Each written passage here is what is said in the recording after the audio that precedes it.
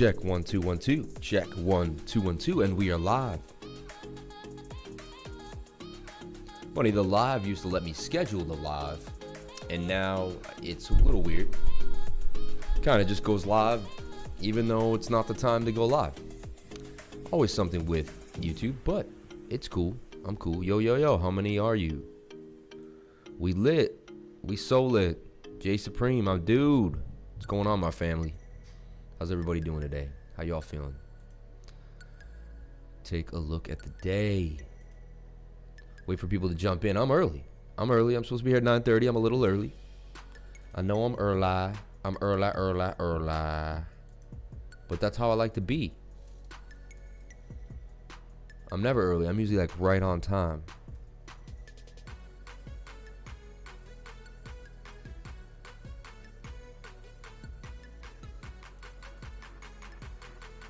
Wow, YF Die continues the beast mode. 3,233. We're going to take a look at that on the charts as well. YF Die, man, my baby. Up 136% in 1 month, up 44% in 2 weeks, up 13% in a week, up 10% in 24 hours. And there's more in store for YF Die. Where is it going? Stay tuned if you're interested. Towards the end of the show, we will show you what is happening with YF Die. 6:30 in the morning in Cali. Shout out to everybody waking up early, getting their day started. You know, I just feel bad for you Cali guys. The market isn't situated in your favor. Football isn't situated in your favor. Like here, we wake up 9:30, 10. We start our morning on Sunday. We get ready with the family. And then 1 o'clock, we get all, you know, we get a nice big lunch ready. We get wings. I'm really rubbing it in right now because we have cold winters. So I'm rubbing it in to you Cali guys. But we have nice dinners. We have big wings. And then at 1 p.m., like we start munching on wings and you know, loaded chips and dip and you name it. And we don't have to wait till we don't have to watch football at 9:30 in the morning while you guys eat breakfast. What is that like watching football while you eat breakfast? And even if you're not into football, watching someone in your family or someone you know eating breakfast. Hello, looking forward to this. It's 2 p.m. in the UK. Quick question, how long do you normally spend live? Stone1 YGM, shout out to you. Haven't seen you before. Love the name there. I'm usually live from 9:30 to about 11:30. We run about 2 hours. Depends. I try to make it till 10:30, but it always goes over every single time. Every single time.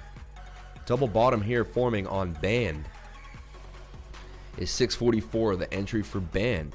Nice dip day. Almost everything in the red. Take a look at CoinMarketCap.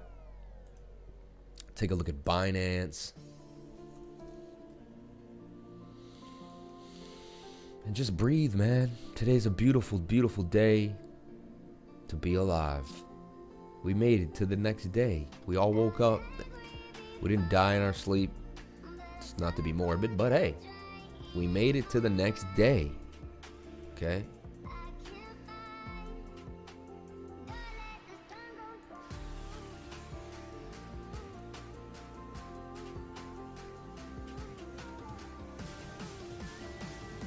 I played a little cover yesterday.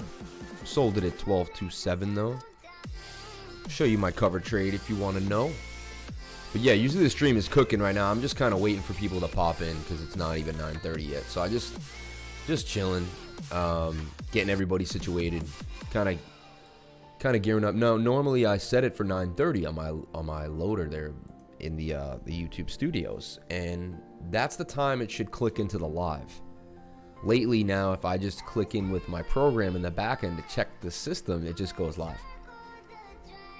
So funny. So, always something, man. But no worries. So I decided, hey, if you're going to make me live, then I'll be live.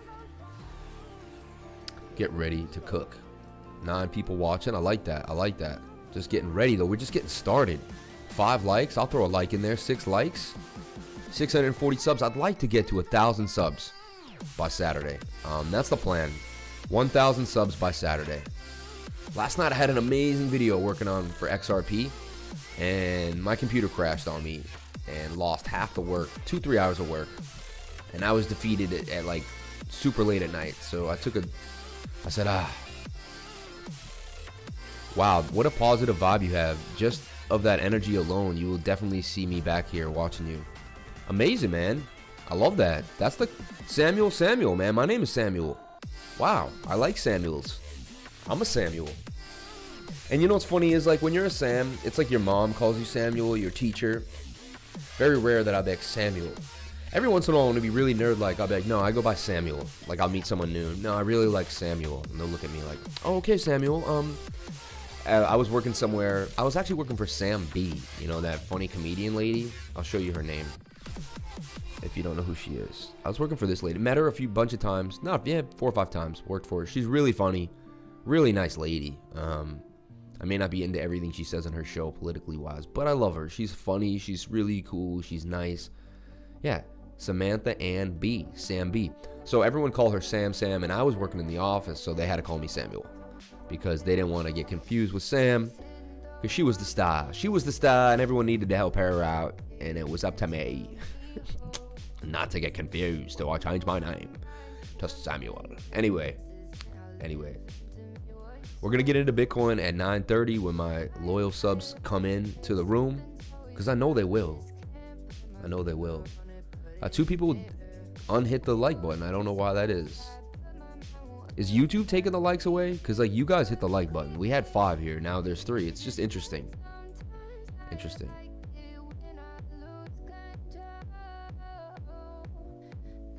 Funny, and now the comments don't show up, too. This is weird. I got my comments, though. 13 people watching. Let's get a move on here. What's up, Hadouken? 2 more minutes, and we're going to break down Bitcoin. We're going to talk about Bitcoin dominance.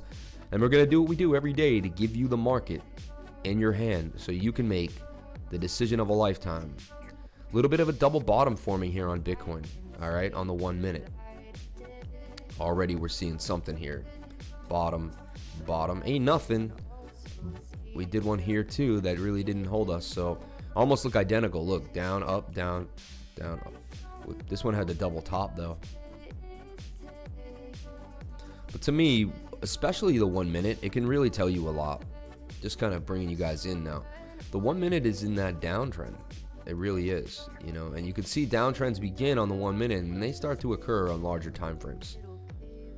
So we're already kind of getting into this bad way for Bitcoin right now. Just up and down pattern. Just lower lows, right? And you can see it started all the way here. You can see we're in a long downtrend, 5 minute.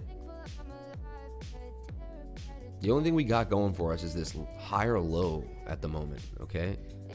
Still got the higher low. Yeah, Thea, I went through your personal list and I found your music, your favorite music, and I played it. I know this is your jam right now. Anyway, let's take a look at the Bitcoin on the 4 hour. The old 4 hour. Gives you a lot of where we're going in the immediate short term. And what I don't like is this. The rejection by the MACD. Tells me we got some more pain coming, okay? So right off the bat, get ready for some down action. Back into 17,006. Many few levels. We're going to get into these levels here. We're going to zoom into them and really take a look at where we're at and what's going on there in a second as well. But right now, 4 hour MACD not looking great. Not liking it. Okay? And why, I'll show you. We just went over it. See this rejection here? These aren't good. Like there, we went down a lot after that. Let me show you that rejection here. Let's see. We went down a great deal after that rejection on the MACD. And due to that, like right here, see this? Down, down. It's like we haven't had a nice cross. Look, we were about to have one here, about to have one here. You can see the momentum. Like, and how long has that been? That's been a while because this is the 4 hour.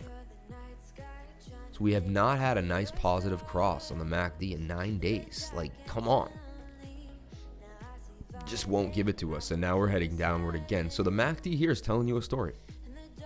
Telling you a story that we don't have the momentum, and we want more downward momentum. See this curve down? Now the MACD has to curve back and then cross, and it's a latent indicator. So like we're still We got some downside today for sure. Already MACD saying that. Let's look at the 1 hour. 1 hour could kind of hold us down. We could get some action on during the day. Like yesterday, it was the opposite. The 1 hour was high, but the 4 hour looked good. And look what happened. We double topped, and we fell down. We were right around here. I knew there was some downside because I didn't like the way the 1 hour looked. So the 1 hour was spent. You know, all day I said that. On multiple time frames and on multiple coins, the 1 hour wasn't looking great. So the 1 hour says, you know what? We may go sideways and go around, you know, just kind of dance, which is good. A few altcoins may pop today due to this 1 hour showing us that we could go sideways. Why am I saying that? What makes me say that? Well, we do still see the curve down here, though, on the MACD. We haven't curved back up yet. So that tells me there's more downside here for the 1 hour, too. Just thinking that maybe there's a chance that Stokes kind of double bottom here and get us back up. But it all depends. Shout out to my lifers, everyone in my lifer crew. Chrissy Fouts, shout out to you. Never seen you before. Vicky Czar, look at the wick on the 1 hour. It's a big wick right there, and there's a wick right here. Yeah, there's some buy pressure. Can we break out of this falling wedge? Let's take a look. How we would do that? We would do that with some bullish divergence. So we're looking for what's called bullish divergence now. A lot of down, look, we're not getting any positive crosses on multiple time frames. Even the 15-minute extending itself red. Extending itself red. Look, we've had 2 red hills, 1, 2, 3, 2 red hills, 1, 2 red hills. The overall bearish momentum is taking over. We're getting across here. Let's take a look at the 5-minute. I'm really looking for that divergence. I see it right here, honestly. We have swing down to swing down. And then we have swing up to swing up here.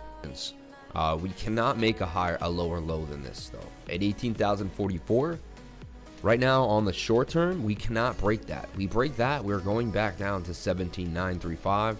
We break that, we're going to 7,847. And this is just the short term, you know, and we break that, we're going to 17,650. 17,650 is a big spot. We don't want to break 17,650. We break 17,650, and look, that's when we gap down, probably all the way back down to 16,000, 16,500, because there wasn't a lot. We moved up pretty fast through this region. Bitcoin doesn't like to spend a lot of time in the 17,000 region. It really doesn't.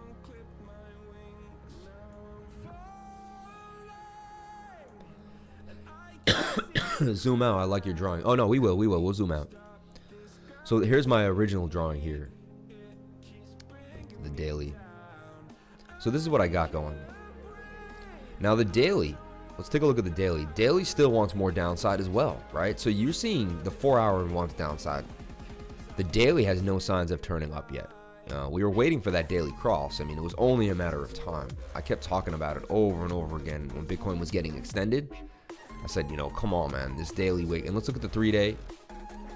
The 3-day. 3-day is yet to have a cross. That worries me too. Because we gotta have it, right? And that tells me that 14K is definitely incoming, because it takes a lot for the 3-day to eventually cross. It takes a lot for it to kind of run through its time. You know, you can see, like, if you take the length of this MACD area here, we can start like right here and just draw this. Go to there. That's 51 days. You know, 1, 2, 3, 4, 5, 6, 7, 8, 9, 10, 11, 12. Yeah, it's damn near 2 months. So I hate to say this, but if Bitcoin starts the curve here and we go across on the 3-day, there's a chance that we're down for about a month, you know, a couple weeks, at least 3-4 weeks, till we recover and begin to make a move. I really don't want to see us break 17,600. That's going to be the line in the sand for me. We break that, I think that would be a sell for Bitcoin to gobble it back up at 16. But these things happen quick, and they're happening late at night as well. So it's hard to catch every one of these moves, in my opinion. But this is what I see for Bitcoin. Let's change, just kind of take off my previous work here. We're in a rising wedge, which is a 68% chance of a break to the downside for sure. So this can break to the downside. Jesse B, Music is fire. I love y'all. Yo, thank you for saying that. So check that out. I don't like the singing as much. I would like just the music, but it's in the background, right? So if anything, if we pattern traded this and we were just trying to be blind to the pattern, we would say, okay, there's more downside for sure right now. Let's put that for a second. There's more downside. So could we be doing this? I'm just tweaking this idea because I know there's more downside. So to keep this pattern alive, I feel like we have to come back and touch it. You know, we could be flagging out like this. Now, do we keep moving down to the bottom of the pattern? You see what I'm saying? Which would coincide with about 17,200. There's a chance. Or do we come right here to this support level at 17,000, about 800, 17,750. Now, if we can hold this region, which doesn't make any sense because all the MACDs are giving us more down. They're telling us we're going to go down more. 11% if we get back to the top of the pattern. Now put us at 20,195. I don't really see that happening. So, yeah, it looks like 17,200 is going to be the bottom, and it would still hold us at the bottom of this pattern. Stokes are low on the 12-hour. That's something that could hold this down as well. 4-hour, still not looking great, though. So that's my prediction for the day.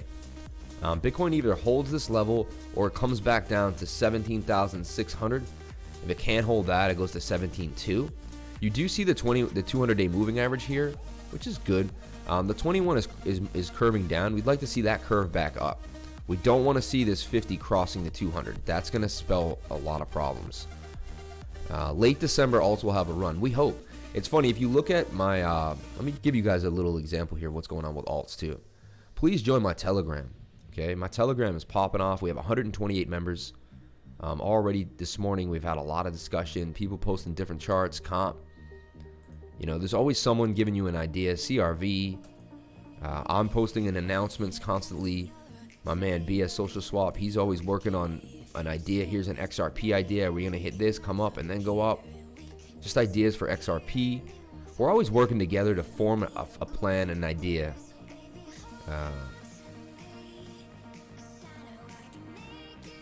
You're hilarious.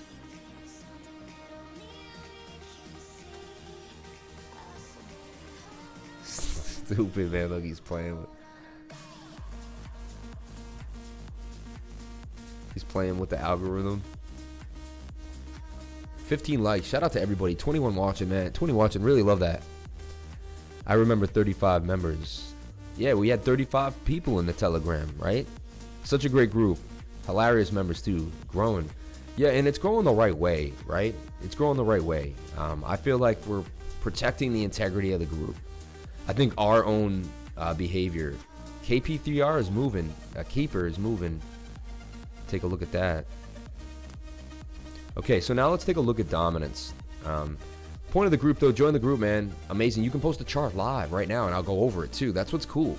Post your work, man. You want to become good. This is the place to be. A live streamer who does it every day, looking at the charts for you every single day, and then a room where you can post your charts. We can go over them for you. If you even want tutoring, we have one-on-one tutoring. We do all types of things like that. Okay, so let's take a look at Bitcoin dominance now. Let's give you the free value that you came for. It's not about me. It's about what you guys want, you know, and that's it. That's the facts. That's the facts. If I provide what you guys want, then I'll get what I need, and that's the way it works. So check it out. Check it out. This is Bitcoin dominance. Okay, so far so good. I see Bitcoin dominance heading down, but right now Stokes are pointed up. MACD is pointing up like it wants to take some action. Now I think it's just going to coil up in here and then break down to the downside. I feel like when Bitcoin breaks down, there may be some coins that people would rather be in. Like, look at Cover. I laugh so hard when you watch the video. I was insane. I was like, what is this man doing? What is this man doing? Anyway, shout out to everyone on the live stream. Jay Supreme, BS Social Swap, Jesse B, Theo Wrench, my man, Hadouken, everyone that's there for me. Chrissy Fouts, Samuel, Stone1, YGM. Love that. Nicola, Vasilik, my man. Mohit, my dude. Morning, my man. Morning to everybody here. Shout out to every single person on the live stream. Mo, give me some tickers, man. I was neglecting the stock market last few days. I'd like to give a look at it. My photographic memory, I close my eyes. I see the Dow in a bull pennant at the top of a rising wedge. And I think it's still there. We'll go check on it and see what's happening. But that's where I see it right now. In my mind, I can see exactly where it was. Let's take a look at the dominance. Dominance looking really good when I give you that 12-hour, that daily, that 3-day, even that weekly. I keep showing you this pattern, but I do it every day because, hey, a lot of people are new. Now, dominance came up, came down. Dominance came up, came down. Dominance came up. We'd like to see it continue down. Continue down. Now, Stokes are pointing up on the 3-day. It's showing that it's kind of down. It's losing bearish momentum on the 3-day. This is worrisome to me. We have Bitcoin setting up to go down, but dominance setting up to go up. Interesting. Are people going to flock into Bitcoin when coins go down? They'd rather be in Bitcoin than another coin. At this point, people might rather be in a falling Bitcoin than a falling dollar. Isn't that strange?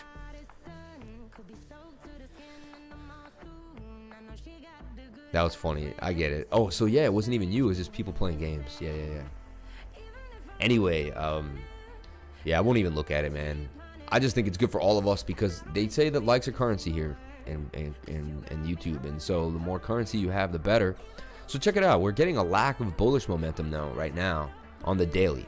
Telling you that there is more downside and we're high here on the Stokes. So the 3-day tells us that we are in some more downside. We could double bottom here and take us further down, which is great.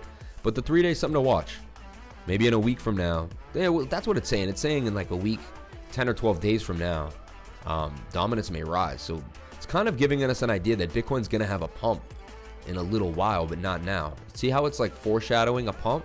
That's interesting. We could use that to our advantage.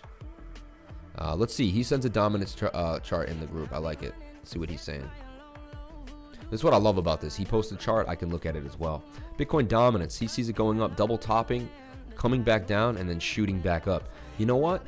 It's kind of what I just said, which is really cool. I said, I feel like it's going to reset, come down, but then Bitcoin's going to go on a move in the next 12 days. I think Bitcoin's going to come down, but I think the move from that bounce is going to be hard. I think it's going to bounce really, really hard.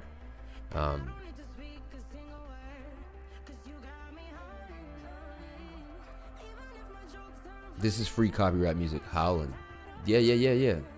21 people watching. Shout out to everybody in the stream. Let's get the 30 likes if we can. Yesterday we had 44. If we had 50 likes, that would be unbelievable. If we had 50 likes, I'll live stream tonight. I'll come back for a Thursday night live stream. I really will. I will. If we hit 50 likes, I'll come back for more. Why not? Why not? So dominance looking good for us right now. The daily wants to roll over so far. Stokes are high. Wants to keep coming down. That could help the alts. Let's take a look at the temporary short term, which is like a 4-hour, kind of give us in like the next few days. It does want to curve back up and the Stokes are low. So it looks like it's just going to kind of go sideways in this area. We have a few more days for it to go sideways. So don't worry. Right now, we don't see a big move coming for dominance. We're going to kind of wedge up in this area for a little while longer. Then we could break up or break down. I think we're going to break down. But we had to see what the charts really convey. The 3-day, the daily says we will break down. Not a lot of bullish momentum here. So the daily says we will break down. Do we need to activate our VPN multiple accounts for the extra stream? Yes, you do. Do you think the upcoming market crash crypto will decouple from the stock market? That's a good question. And high or low incoming on Bitcoin? Yeah, we definitely think Bitcoin is on the way down.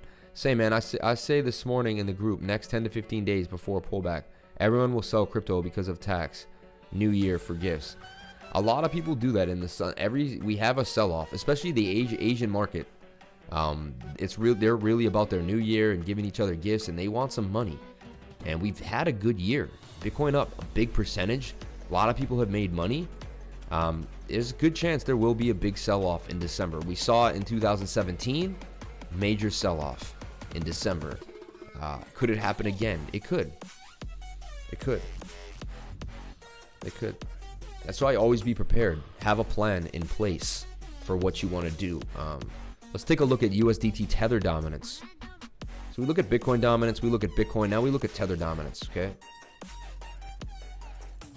374 coming in, looking a lot like Bitcoin dominance. Falling off, coming up. The daily actually is a little extended. So it looks like people are, I don't know, it's very strange that Tether dominance is down. I'm not looking great. It looks like it's kind of overextended. See, like it wants to come down. I don't see any big movements for Tether dominance. Right now the 12-hour wants to roll in the daily. Stokes are high on both. We have a little more movement, and we could get up all the way to 4. I'm not saying we can't, but it looks like we may get rejected there, come back down. I'm telling you, man, it is pegged to the US dollar, and the dollar is not the strongest thing in the moment. Tesla continuing its major sell-off. The whole market, man. We'll get a look at what's going on in the market. I did heed the market, the Dow. If it breaks out of that bull flag that it's in, it's coming back down to the bottom of the falling wedge, which is a nice. That's bringing us back to 26,000 in my mind. I can see it all in my mind. We'll get to it in a second.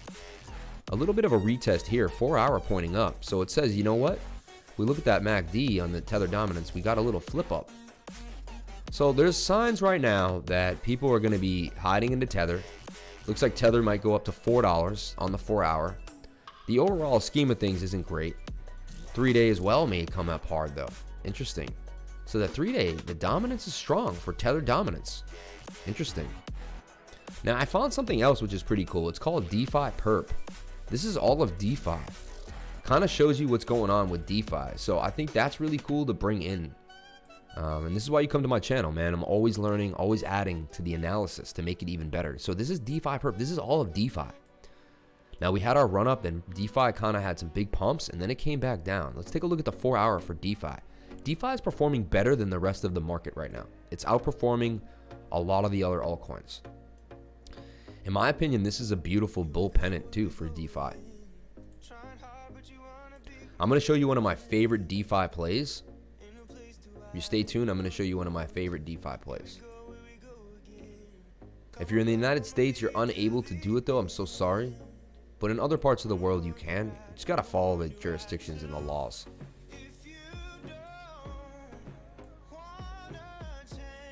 Anyway, you gotta do the right thing. If I don't say stuff like that, I believe I get marks. The last time I talked about a DeFi project that could give you possible returns, I won't even mention it. I got my whole stream taken down. So they're watching me and they're policing me. The thought police are on me, guys, just like they're on all of us. It's really sad. And as open and as nice as I am, and I don't get anyone into schemes, and I'm not into scams, and I do everything I can. Even the DeFi project that I'm in, or the one that I like, which is why I've died, they have SafeSwap, which is like supposed to stop people from getting scammed. It's better than Uniswap. But anyway. Good to be yeah. Do we need to activate our VPNs? Cool, man. I want more questions, man. Ask more questions, guys. I love the banter. I love the back and forth. So DeFi at 616. Not sure what that number means, but we'll take it. We'll take it as our number, right? So when we look at DeFi, it's in this beautiful bull pennant.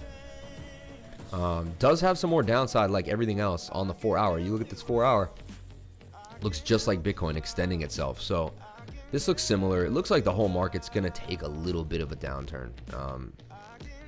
So far, let's look at the daily though.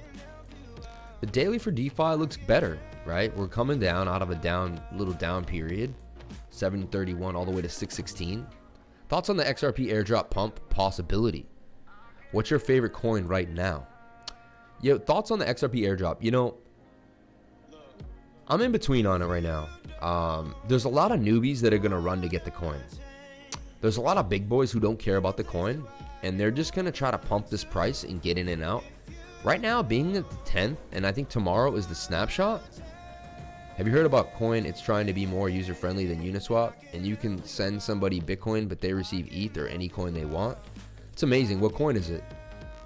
What coin is it? Good morning, Noel. Shout out to you, man. Thank you for coming into the stream. So we're looking at DeFi dominance, really, in a way. DeFi USDT perpetuals. It shows you how many contracts are in DeFi right now, and it kind of locks in what's going on for DeFi. We took a look at the 1 hour. DeFi wants to roll up. So for the day, looks like we may have some action in DeFi, at least to the top of the pattern. So this is good. So look out for some DeFi plays. What were some DeFi plays? We got SKL. We got Cover. Take a look at Cover. I made a nice trade on Cover yesterday was a great day. It's called Coin. Interesting. Looking like people are taking Christmas profit dips. Look juicy. Have you heard of GSX for Apollo FinTech? No, I've not. Have not done GSX. I'll take a look at that though. Maybe we'll do a deep dive at the end of the stream if that's something you like. If you want to know how I always sell the top, I do this, but to the new people, I sold the top 3 times yesterday. 3 times I was in a trade, and when I sold it, it never came back to where it was when I was in the trade. How did I know how to do that? How did I do that? Let me show you the actual trades. So if you stay tuned, I'll actually show you my real trades. I'll show you my net profit and loss for the day yesterday. Show you what happened, how it happened, and how I did that. So if you think that's valuable, please hit the like button, comment. What will happen there is you'll watch that video or that section of the live. You will learn something. I promise you will. You'll be like, wow, a real trader explaining how he goes in and out of trades and explaining how he's able to sell the top. Interesting. I had never saw that when I was watching the internet, but it sounds like something that I would really like to if I was just getting in. It would be awesome. So if I provide the value that I wish I got when I was a newbie in the game, right? So we went over Bitcoin. We went over Bitcoin dominance. Let's take a look at total too. A lot of times people don't realize too. I see people looking at the markets and they're looking at what's going on with Bitcoin, but take a look at total and total too. What are they? Total? Okay, total 2 is the crypto market cap excluding Bitcoin. So this is all the alts. So look, I had this drawn and I said we're either going to break up out of this ascending triangle or break down. We broke down out of it. Sad to say, but we did. My target if we broke up was 272 billion for the alts. My target if we broke down was 150 billion. It's sad. We could see these alts get fleeced. We are holding strong support here at 187. Let me get rid of all this nonsense. Is there any way to just delete these without clicking them by themselves? Like, I wish I could lasso an area and just delete that area without deleting the rest of my work.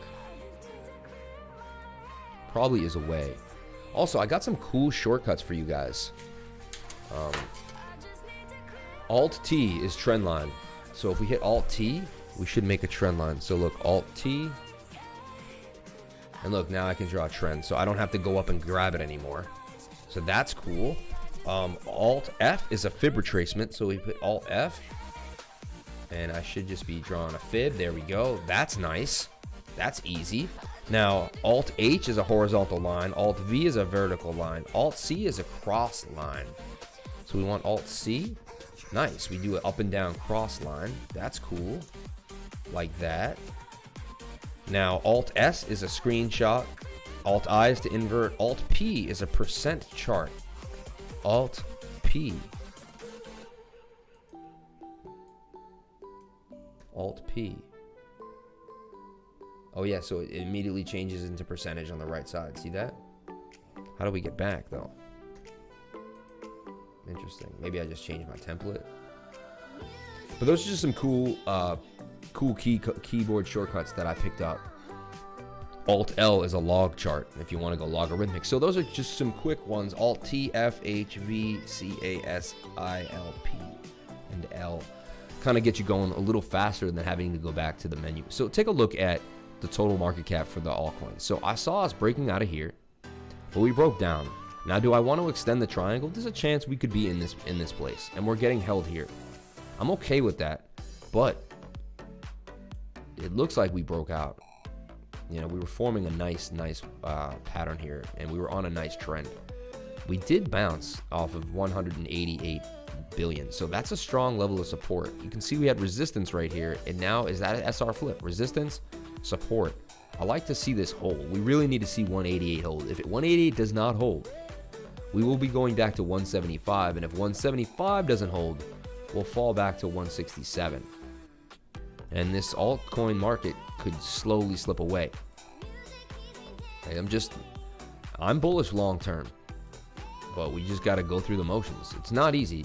Everyone told you making millions would be easy. It's not. It's going to be painstaking. There's going to be ups and downs like you wouldn't believe. Crypto makes you earn your money. I'll be honest. You earn every penny you get in this game. Nothing is free. Nothing. I tell you that. The second someone tells you it's free, get away from them. So these are my targets here for the total altcoin market cap. Now, if we look at the 1 hour, looks like it wants to have a bit of a rebound and come back to the top of the pattern. So this is good. Today may be a kind of a breathing room. We see dominance going sideways, and we see that the 1 hour wants to rock. Now, look, we got 1, 2, 3, 4, 5. You know, just the other day, we got a nice 7, 8 hour, 10 hour run here in the altcoin market cap. Then we were to get rejected. We're down in the trend line. Let's see. Let's see if we can make a move back up to at least 200. So can we get 9 billion added into the altcoin markets today? Let's take a look at the 4 hour. 4 hour says the same thing. We were about to have our bullish cross and we didn't. We got rejected and we're turning down. So sad to say, 4 hour also shows that we have more downside. Looks like we're going back down to 175 if I had to make a real shot in the next couple days by Friday. The weekend is not setting up to be a fun weekend at all, I'll tell you that. Little Tesla bounce happening in the corner of my eye. We'll take a look at that. So this is the total market cap, man. And then here's the total market cap for all the coins. All the coins. It looks just like Bitcoin. Doing the same thing. To me, this is a bearish retest. Fell out of the pattern, hit the top of the pattern, bearish retest. That's a perfect place to short. Right there, bearish retest when it hits the bottom of the pattern and breaks down. It's not a good sign as well. We're overextended and we didn't get the cross we needed. Look, the MACD's telling us that these rejections here, that's not good. These aren't good. So I'm preparing you guys to get ready to get your shorts on. Your swim trunks, your shorts, whether you like cargo, khaki, navy blue, I don't know. But if I'm throwing you for a loop, get ready to get to short. How do we short? Let me take you into that. If you're not into futures trading, you're having some trouble there. We'll get into the down leverage tokens. What's good about these leverage tokens is that they don't get you liquidated. So you don't get liquidated with these tokens. So let's take a look at them and see how they're doing. A lot of them are up today pretty good. And it looks like this could be the beginning of a trend for these. So we'll look at ETH down in the dumps. Looking very bullish. Just like it was supposed to have a bearish cross, but it had a bullish cross. That's very similar to what we're seeing on the 4 hour. I like ETH down right now, honestly. Double bottom here. Stokes pointing up. Looking really good on the 4 hour. Really strong. The 1 hour should want to roll over because we saw the 1 hour look bad. Yeah, so really, you wait to the end of the day. You wait 6-7 hours for the 1 hour to do its thing on the other side. And for this to curl back down, I'm telling you, man. Even look, it's in a bit of a bullpen in here.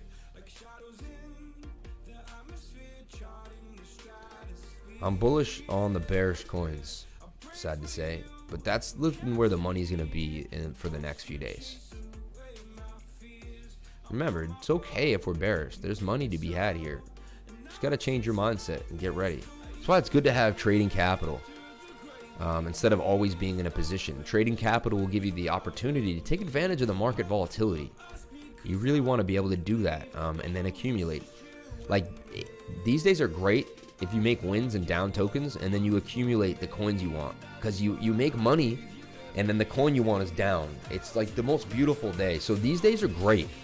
We need to take advantage of these days. Without these red days, we won't be able to accumulate. Sam, can you talk about the IPO? Airbnb IPO? I'll talk about it. We'll discuss it. We'll look at it. We'll look at the price. Definitely. Okay, let's get into the chat. I've been really deep into the charts for a while, so let's take a look at the chat. Shout out to everyone here. 26 people watching, 24 likes, man. You guys are amazing. You guys are amazing. Okay, I'm back in the chat now. Thoughts on XRP airdrop pump possibility? Kind of went over that. We will look at XRP. Have you heard about the coin? It's trying to be more user-friendly. I actually have a video on XRP. It's about a 10-minute video. I'm going to be putting it out a few hours after this live stream, giving you all the details you need for XRP. So if you want that, I'm not going to include it today in the live stream, which I usually do, but I'm going to hold that away so I can gain some views on that XRP video. So look for my XRP analysis, in-depth analysis. I spent 2 hours last night going over XRP because I know people really need it. Oh, wow. Is that a bat? No, it's a dinosaur and clone. Oh, and then she put her Bitcoin B there. She knows now to include the Bitcoin B every time. Right there. Right. Right there. Nice job. Can I have my kiss? Quick, they're waiting. They're waiting.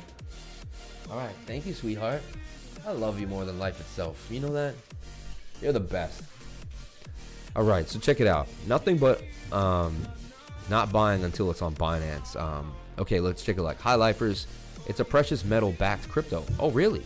That's pretty cool. I had GSX. Not buying until it's on Binance. Just buy the bottom and sell the top. Yeah, it's that easy. Doesn't XLM have a break upward? It might. I just saw now that Bitcoin is bullish in a pennant. Yeah, it is. Swap on the 4 hour. Yeah. Can you send it? Can you send it the Telegram? Check Telegram. Might be what you want for removing drawings. Okay, let me see what you're saying. Going down. On TradingView, go to the 3 lines at the top left, then scroll down to see the keyboard shortcuts. You know, I went over a lot of the keyboard shortcuts right now. It could be more though, right? There's so many. Oh, wow. I'm going to get nice with those shortcuts, man. Because I've been editor for a living. That's what I did. So, like, keyboard shortcuts is really, it's how I made my living for a long time. What's your favorite coin at the moment? My favorite coin at the moment? It's so hard to say. I want to say SHR. You know why? Because it's just so well placed in a buying opportunity right now. It's honestly, you know, there's other coins that are like Link is doing well, Band is doing well. Like, there's so many awesome coins, yes, that I'm really into. But when I think of like the best opportunity for my life and the price, how much I can accumulate and where it could go, I really like SHR, man. I really do. It reminds me of some of the coins that were budding in 2017 that I got into. It really does. It really does. So, yeah. We got an XRP chart that just came in from one of our subscribers, BS Social. Thank you so much for doing that.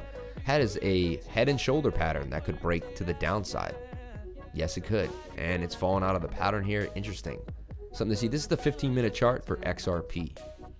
But stay tuned. I have a video coming out with deep dive analysis on what I think is going to happen to the XRP. How to play it either way. I basically give you a plan. Either way, what happens? I give you. It's the Bible for trading XRP. And that's going to come out in a few hours. So stay tuned. Stay tuned. Yeah, I just think, you know, I'm looking at the long-term play here, and I really like SHR. Okay. Can you talk about the IPO? So there's an Airbnb IPO today, right? Airbnb IPO. Really not our niche. We're not into that right now. But it is the biggest IPO of 2020. Airbnb, defying pandemic fears, takes its company public in the IPO. It aims at $1 billion in its first IPO filing, which shows ravaging effects of the pandemic. Airbnb submitted its IPO filing Monday, becoming the last big name to join the push to go public despite the COVID-19 pandemic. The global online retail market business was severely impacted and continues to be affected by the coronavirus pandemic, although it's starting to mount a comeback as it adjusts to the new realities of limited travel for business and pleasure. Airbnb has lost more money in the first 9 months of this year than it lost all of last year. Its gross booking value is down nearly 40%, and its revenue declined more than 30% over the year.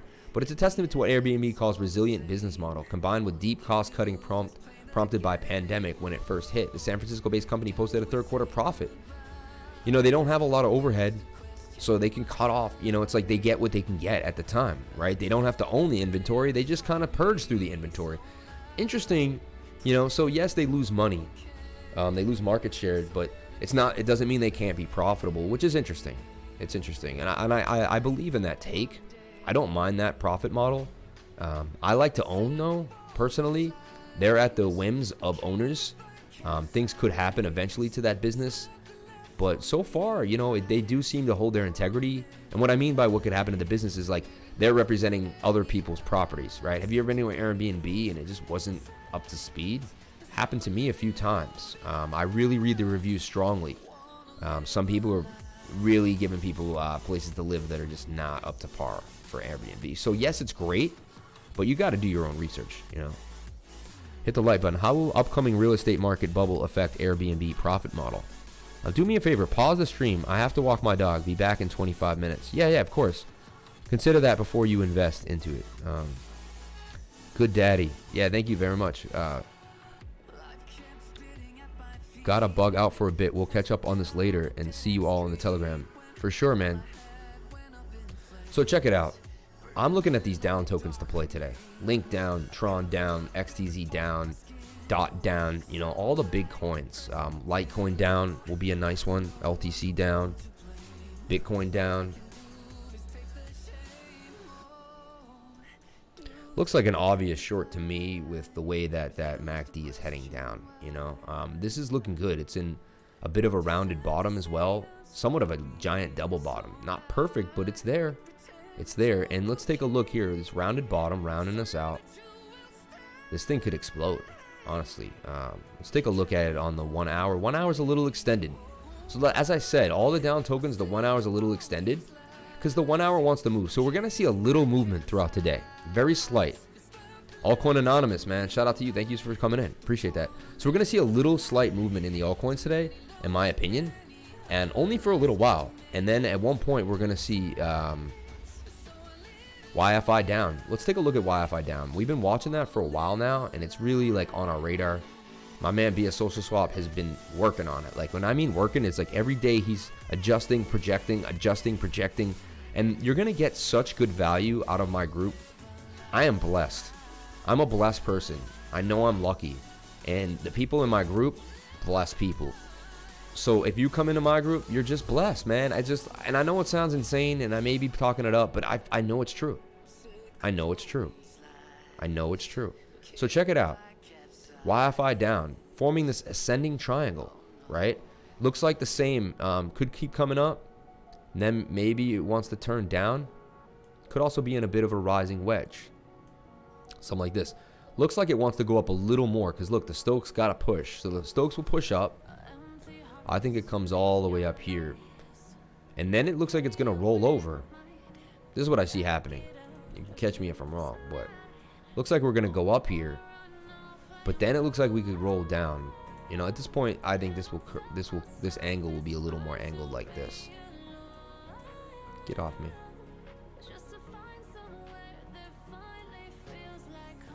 I think this angle will be more like that.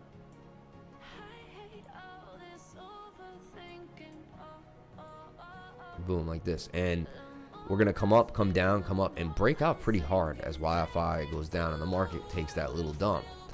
So, do you think that in any moment Ether DOT could decrease the price difference between them and Bitcoin?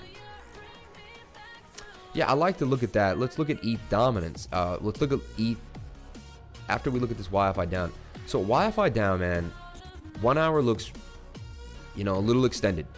Could push up though. It looks like it's going to push up a little more. I feel like you can get some more action out of it. But then it feels like it's going to roll back down. 4 hour though looks good. I'll be honest, right now the 4 hour is looking strong. Wants more. It definitely wants more. Let's look at the daily. Can't get too much information. It's not that old. 12 hours a little extended. 8 hours extended as well. Interesting. Huh.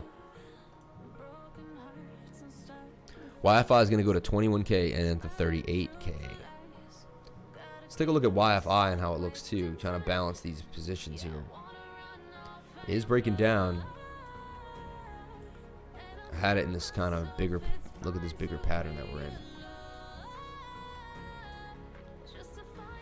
So here, this is what we see happening in YFI.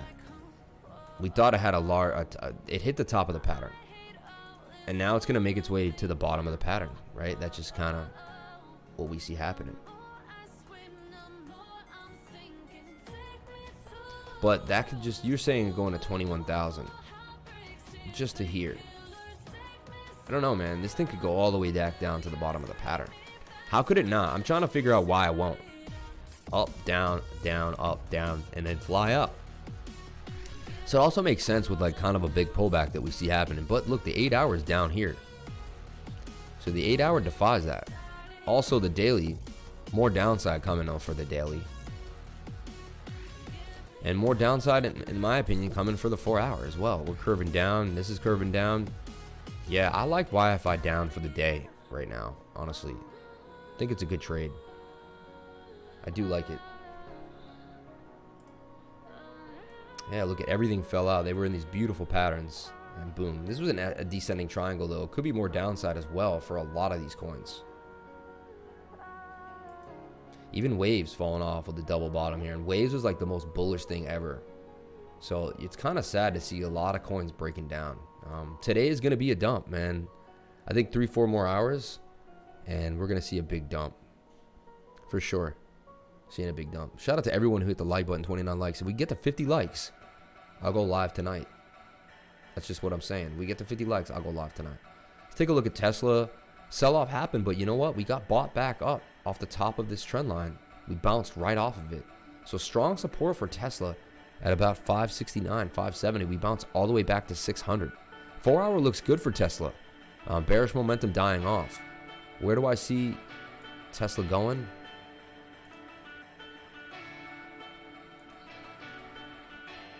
We got some support and resistance lines here. Big support here for Tesla at 537 area, okay? We bounced really quick off that line. We did just come to the 21-day moving average. This is a great sign. Look, we usually dip below it a little bit, and then we're on our way. So we're kind of building. Where I say we are is right here. See this fractal? We're doing the same thing. See, look, up, came down, and we're going to start making our new pattern. Up, down, we're going to start making our new pattern. We're going to coil up here. If Tesla's bullish, it's going to create a beautiful flag in this zone. And we already kind of did. I know if we go over to the 1 hour or even yeah, we're going to see the flag is beginning. We're starting our moves. 30-minute. Yeah, we're starting a flag, which I love. Look, bouncing off the 200-day moving average as well on the 30-minute, making a W here on the Stokes, moving up. I like Tesla right now. What do I see happening for Tesla? Well, I see Tesla going sideways. So we're going to take, what's cool is you can take this. It's another cool tool that I found. It's called bars. The bars pattern. And what you do is you take an in and you pull it to an out. And it gives you that exact pattern. Again, the same one. And then you can kind of just put it in here. So I think we're going to do something like this, like we did before. Okay, it's actually, the pattern is actually here. Let me show you, because we're at the top, right? So we take the bars pattern again and we drag it from here to about there, and we snatch that up and we kind of put it right there. So I'm not saying it's going to do exactly that, but you know what? Why not take the past and move it into the future? So something like this, where you should start to accumulate at the bottom of the pattern. There was your first, you get here, maybe you get 49, wick. Could do something like this. And then we can get our length of our pole, which is a projection. And I feel like you do have to do these types of things. Once you get good at trading, or you trade more and more, it's all about the expectation and the building of the, you're always building, you're projecting, and that puts Tesla at $923 a share. That's my prediction now. I'm making a new prediction for Tesla. Tesla going to $923 a share. This would be a really good accumulation spot. It looks like we're going to range from about 500 to about 600. We could range in this area. Up and down, like we ranged here. Look, we went from as low as 331 all the way to high as 455, back down to 347, up to 449. Like, we ranged basically from 350 to 450, higher and lower till we got higher lows, and we broke our way out. So this is where I see Tesla.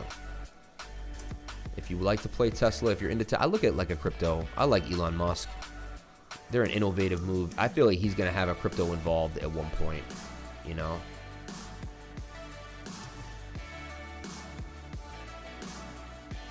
Yeah, but there's your overall pattern. And you can see Tesla's parabolic. It's in the parabola. Step 1, step 2, step 3. It's going to go up for step 4 and 5 with the blow off top at around 1,000. That makes sense, right? 1,000, it's going to blast off. So I really like this chart here for Tesla. If you stay tuned, I'm going to show you my trades from yesterday, exactly what happened, how I was able to sell the top. I believe 2 or maybe 3 times, but I know I sold the top 2 times yesterday. Amazing how I did it. And basically it's an amazing tool that you can use for the rest of your life in any single trading scenario to help you take profits when the proper time has come. We get to 50 likes, I will go live tonight. Okay, I keep bringing that up. We get to 50 likes today, I will go live. I really will.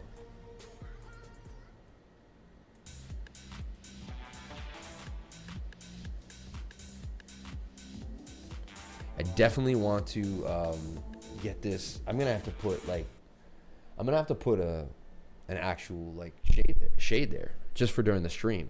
You know, super important. We put a shade there.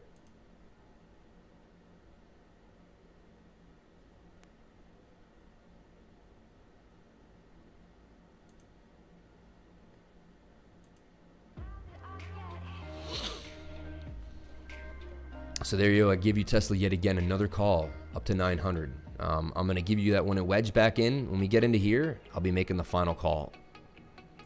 We get back into this wedged area, just like I made the call here at 410. I said 410 is your entry. I jumped and screamed. I yelled. I know exactly what video it was on too. So I'm just showing you, man. Here's my next call for Tesla. So this is what this channel is all about. This is what this channel is all about. Giving you guys real value that you can use in your life to make a living, to change your life, to do something different, to make these calls, to make a move, you know?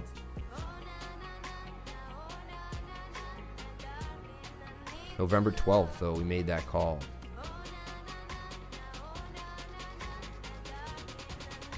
Can never even find it anymore. I made so many calls at this point. Look at all these videos. It's a 16:4 video though. I don't know where it is at this point. I'm gonna have to go find all my calls. But I called Tesla 410 clean. Ask any of my subscribers. We did it. Ave down. I like that. Sounds nice because Ave pumped up a lot. So something that could pump up a lot. We missed the down though. I feel like we should have been getting into the down. Like we're a little late, dude. You got me. Look, 2, 4, 6, 8, 10, 12. Like I should have been in down last night. Kind of extended now on that one, you know. It is down though. But you know, I feel like we missed the boat here on that, in my opinion. Double bottoming now already.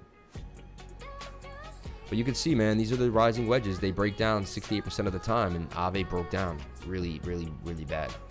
Okay, let me get into my trades. Let me show you what happened yesterday. A great day trading, even though the market wasn't that good. We had a really good day yesterday. For me, it was just, I got lucky, let's say. Things worked out. I was in smaller trades with larger positions. When things get choppy, I tend not to want to swing. I'm more a day trader. In the choppiness, I begin to day trade, and it's I don't know. It's easier to make money. You got to change what you're doing in the cycle. Okay, you got to change what you're doing in the cycle.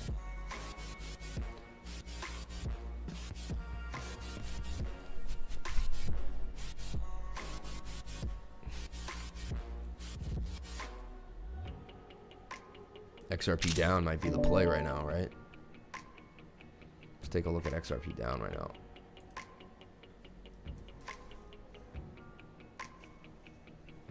And yesterday was a day where you had to jump on things pretty fast. Like the moves happen quick.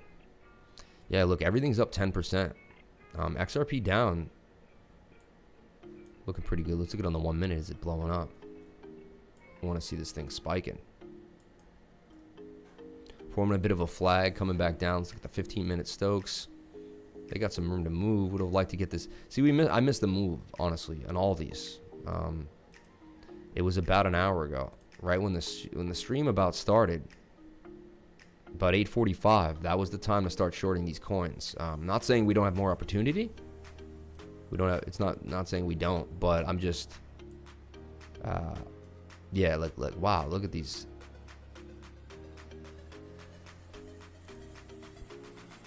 Build up into these short positions. You could dollar cost average them up 17% already. Interesting. Definitely going to look at some down tokens. XRP down to 4 to 0.40. That'd be sick, man. Let's take a look at XRP. What's going on with XRP?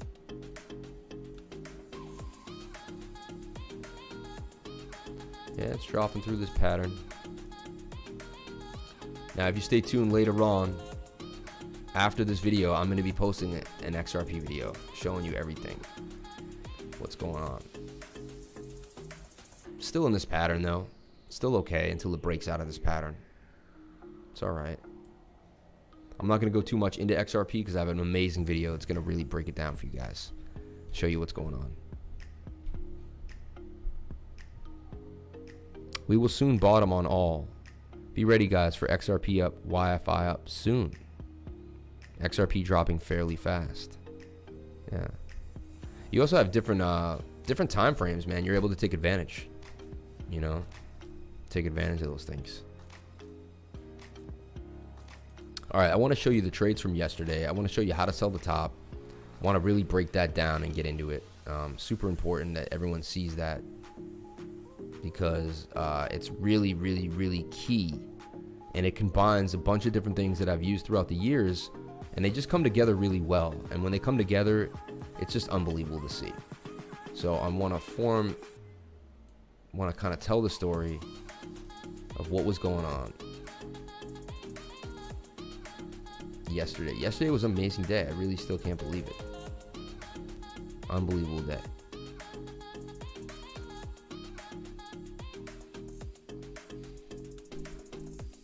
YFI continuing to move, man. Insane.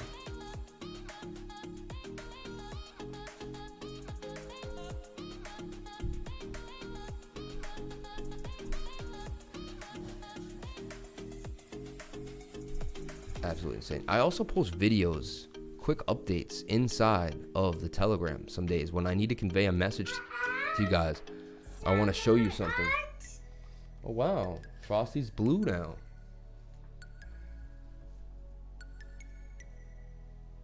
Daddy, I think you have put it in front of you. I do it too. They can see it. Thank you, sweetheart. Oh, and you put the Bitcoin B, man, every time. And the S.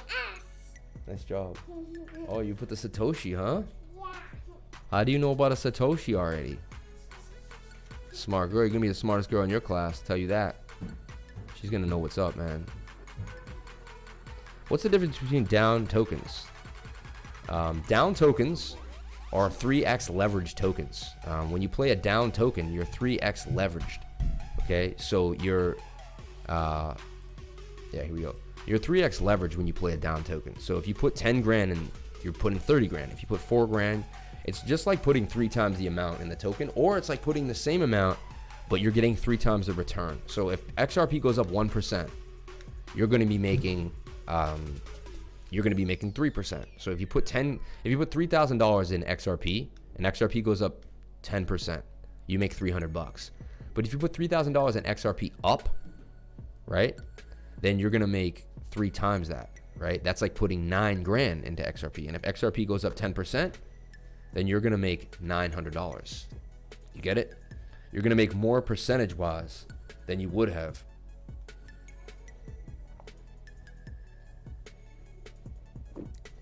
So down and up tokens are 3x leverage tokens without the liquidation. You can't be liquidated. The token itself absorbs the leverage. You're buying a token that's already leveraged. You're not buying leverage. You see what I'm saying? A couple more hundred down and it'll bearishly engulf in Bitcoin. BTC bounce now? You guys are funny, man. We do rock solid TA here, right? We break things down for what they are. We show you what's popping.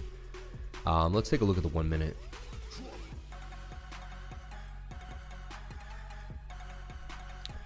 Yeah, we got oversold real quick, making a move. This would be a nice entry for a futures position right here. I only enter here though, on the bullish divergence right there.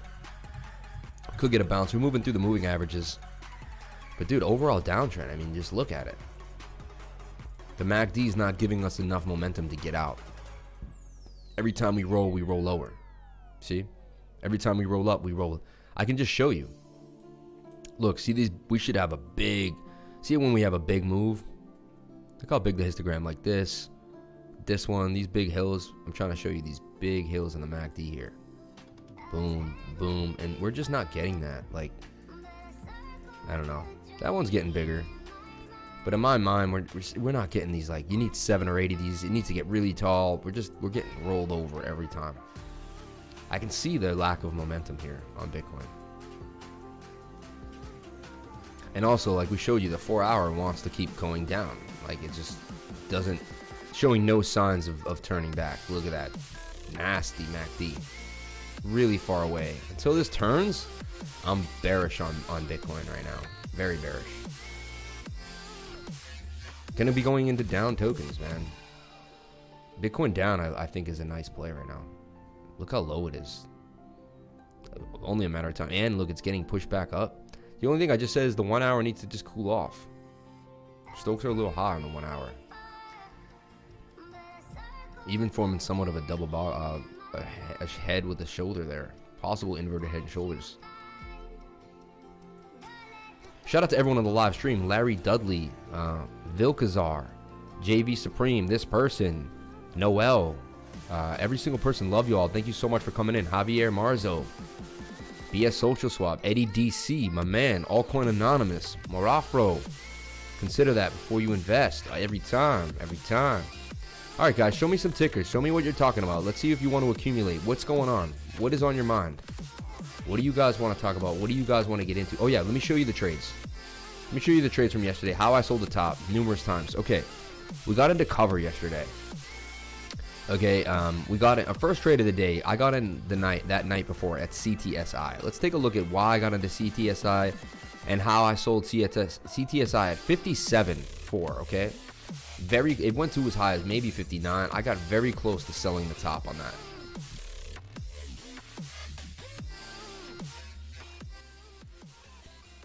We'll look at Filecoin for you, sure. I remember that coming up actually when I was looking at you guys talking to the Telegram. So let's take a look at CTSI. I sold the top on CTSI. I'm going to break down these trades for you so you can understand how you yourself can do the same thing, which is selling the top. Now look, it's at 4789. Where was the top on this 1 hour? The top was at 6275, okay? I sold into this can. I sold around 5.7. Okay, so fine. I didn't get the exact top, but I got dang close. Okay, and how did I sell that top? And let me break you into the trade. Why did I get into the trade in the first place? What was happening? Well, we took a look at the 4 hour, and we had kind of this double bottom pattern forming. See that? And we thought, you know what? If this can blast. Figured it was coiling up too. It was coiling up really heavily. So I saw it coiling up here. I saw the last time it coiled up, it had a nice pop. This thing likes to pop. That's what's called an oscillator, not a degenerator. It pops. See, pop, pop. So I was watching this, and you can see it's had some big moves. And we got in. Let's see exactly where.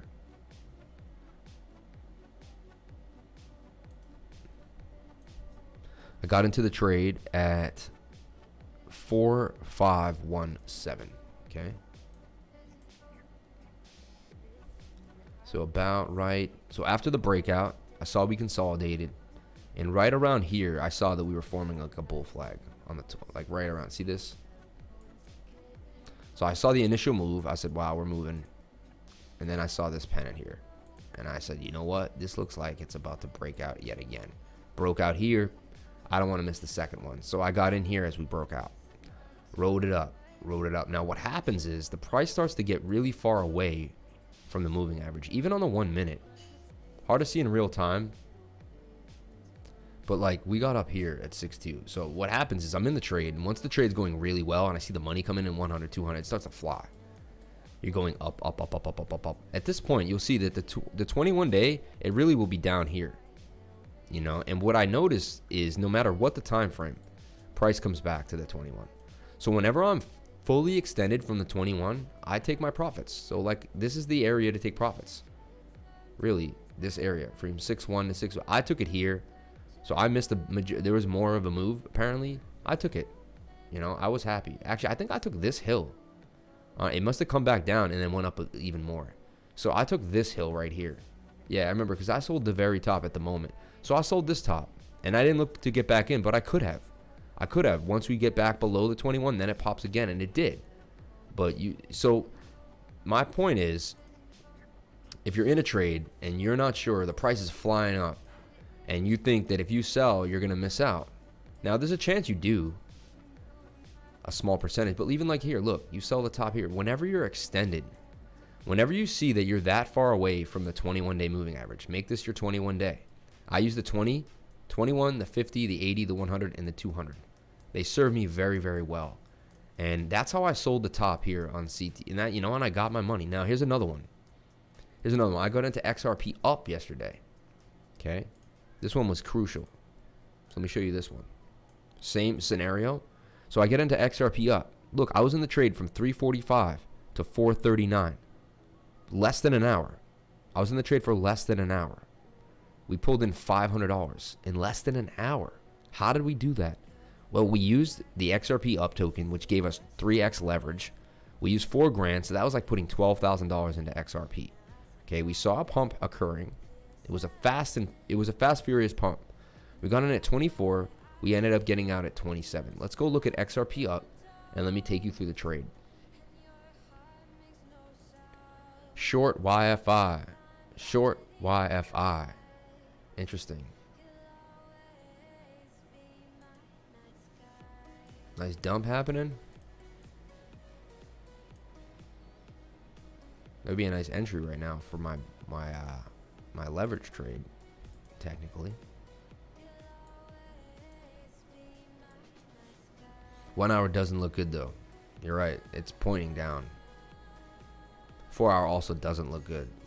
Pointing down. Yeah, this thing is on the way down. I think it's going to go back to, it possibly get down to 7,800. Just follow this. It is hitting the 200-day moving average, so heed that. There's a possibility you could heed that warning. You know, in my mind just said something like this, like, is it doing this? Interesting. YFI to 21K. Interesting. It's not that far of a drop, honestly. Well, I want to respect this other point here at 28, at 18K, you think? Anyway, let's get into the XRP up.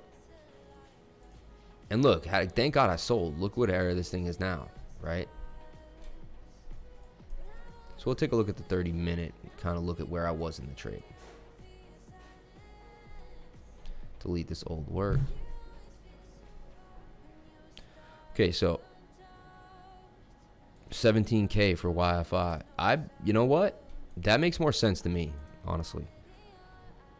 XRP up. So in at 24.05, out at 27. So if we look at 24.05. So look, and it went to 27.64. How did I sell that top yesterday? Unbelievable, right? Unreal. Well, I saw an inverted head and shoulder.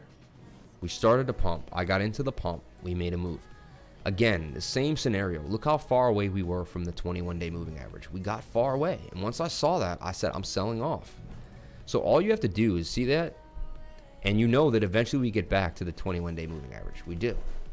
Price has to revisit it. It does it every time like clockwork. So, boom. Sold the exact top. Like, by like 27.796, we got out at 27... We got out at 27.073, so we fine. We missed a little bit of that move, but no one's gonna nail the top every single time. There's a chance. I've nailed the top. It's happened to me maybe 5 times in my life. One trade, I hit the bottom and the top. I had to wait, take profit. It dipped down, snatched it literally within like a second, and then it went all the way to the top, and then I sold. Unbelievable. So anything could happen, man. I've seen the craziest stuff happen. But that's how you sell the top, man. You really use that 21-day moving average to your advantage, and it happens everywhere. It happens on all time frames. Like right now, it's a good chance we snap back up to the 21-day moving average because we're below it. See, look, we snap back, we're coming down. We probably will snap back. Maybe somewhere right here, though. It's logarithmic, so it's moving down on you. Again, here's another reason why it was a good time to sell XRP. Look, when XRP was flying, look how far we got away from the 21-day moving average. Like, when you're this far away, take profits because you're coming back. Coming back. See? So there you go. That's the trick, man. That's the gimmick. That's going to save you a lot of time. That's really going to help you out. It's really a big deal. Okay? That's the knowledge that you need to help you sell the top. And then look, I'm starting to realize too, we have our run up. We always come back down hard. That creates the base of the triangle. Then we coil up. It's just the same scenario all the time. It's another reason why always selling the top works. Always sell the big run-ups. Always. It seems at the time the euphoria is crazy that it's never going to stop and you're going to miss out. And like, it's just like, it's never the case. Price always comes back to the 21-day moving average. If we get 17K, it'll go to 11K. Yeah, I think so too. Some people might think you're talking about Bitcoin. It's funny. We're talking about another coin at 17K. It's just interesting, right? Is why I've died. Had such a good day trading yesterday. I don't want to ruin it, man. I want to like make sure that I make the perfect trade if I make a trade today. Let's take a look at Binance too. Binance isn't looking that great. We look at the markets for Binance, right? We got 36% for cover, up 1,120, right? Oh, I sold cover at the top too. I could talk about that. Same scenario. I'll show you that. Same exact scenario. Check this out. I was in cover last night. I got in at 11.50. I was out at look. These trades I was in for like an hour. This trade I was in for 2 hours, $60. That was a small one. This one was overnight. Here's another one though. My two biggest trades yesterday. Literally, they only took me. This one I was in for at 11.50. I was out at 12.25. I was in this trade for 35 minutes. I was in this trade for 46 minutes. Made $750 in less than 2 hours on these two trades. So I got into cover at 11.69. I sold at 12.29. You can see the price right now sitting at 11.20. How did I sell the top on cover? How did I know how to get out? Same exact scenario. Let's go look at cover. And the more you do this, the more you're good at doing it. Like, you get good at taking profits. Taking profits is something you actually have to get good at. It doesn't come easy. Everyone thinks selling is easy. It's not. It's not. Your emotions play games with you.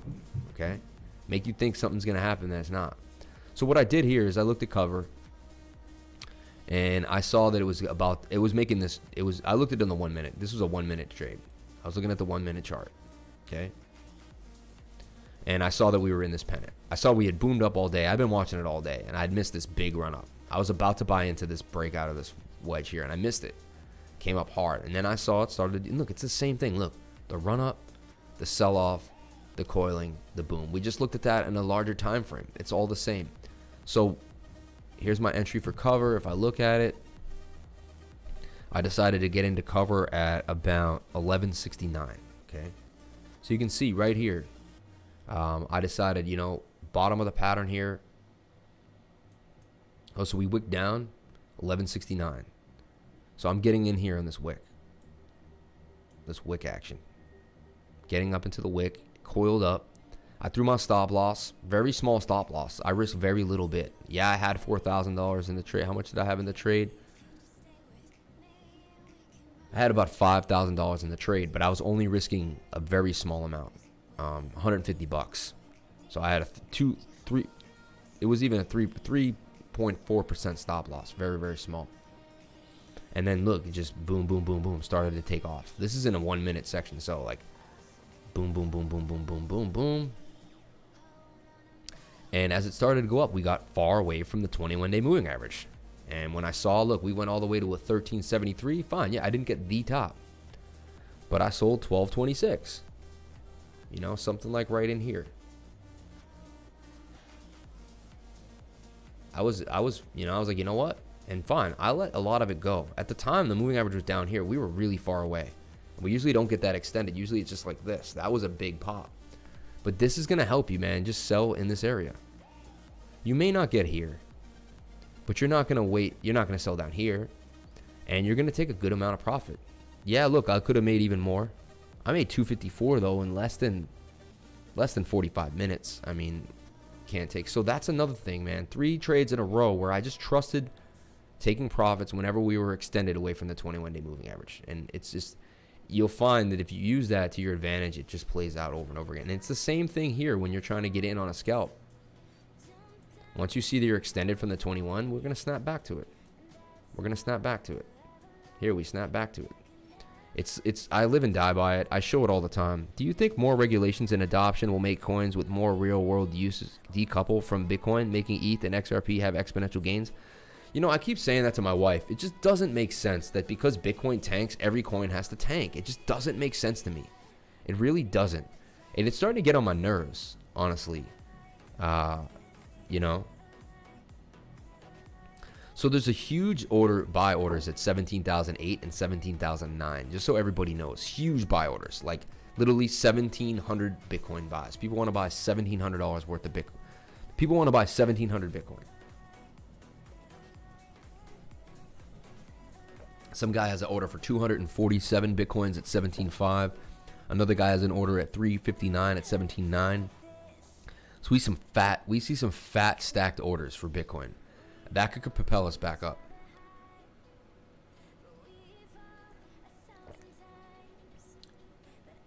Yeah, like that's what I'm saying too. We go look at Bitcoin on its last legs here. For Bitcoin to remain bullish, right? To remain bullish. We look at my bigger time frame pattern here, this 4-hour pattern. For it to remain bullish, this has to be a double bottom here at the bottom of this pattern. I did try to give the pattern a little more room to breathe by, like, you know, projecting the idea that we could go a little lower on the 1 hour. But that 4-hour tells is scary. I say we have to get down to 17.5, 17.6 in my opinion. There's just really no way. But hey, anything's possible for Bitcoin. But right now I'm bearish on the short term. Temporary time frames, I'm bearish. Long term, I'm very, very bullish. Like over the year, Bitcoin to 50, 60, 100K, easy. But right now, we're going to have to work through it. Bullish divergence on the 1 hour on YFI. Slight. I mean, these candles went down far, though. We could kind of move that together. Interesting.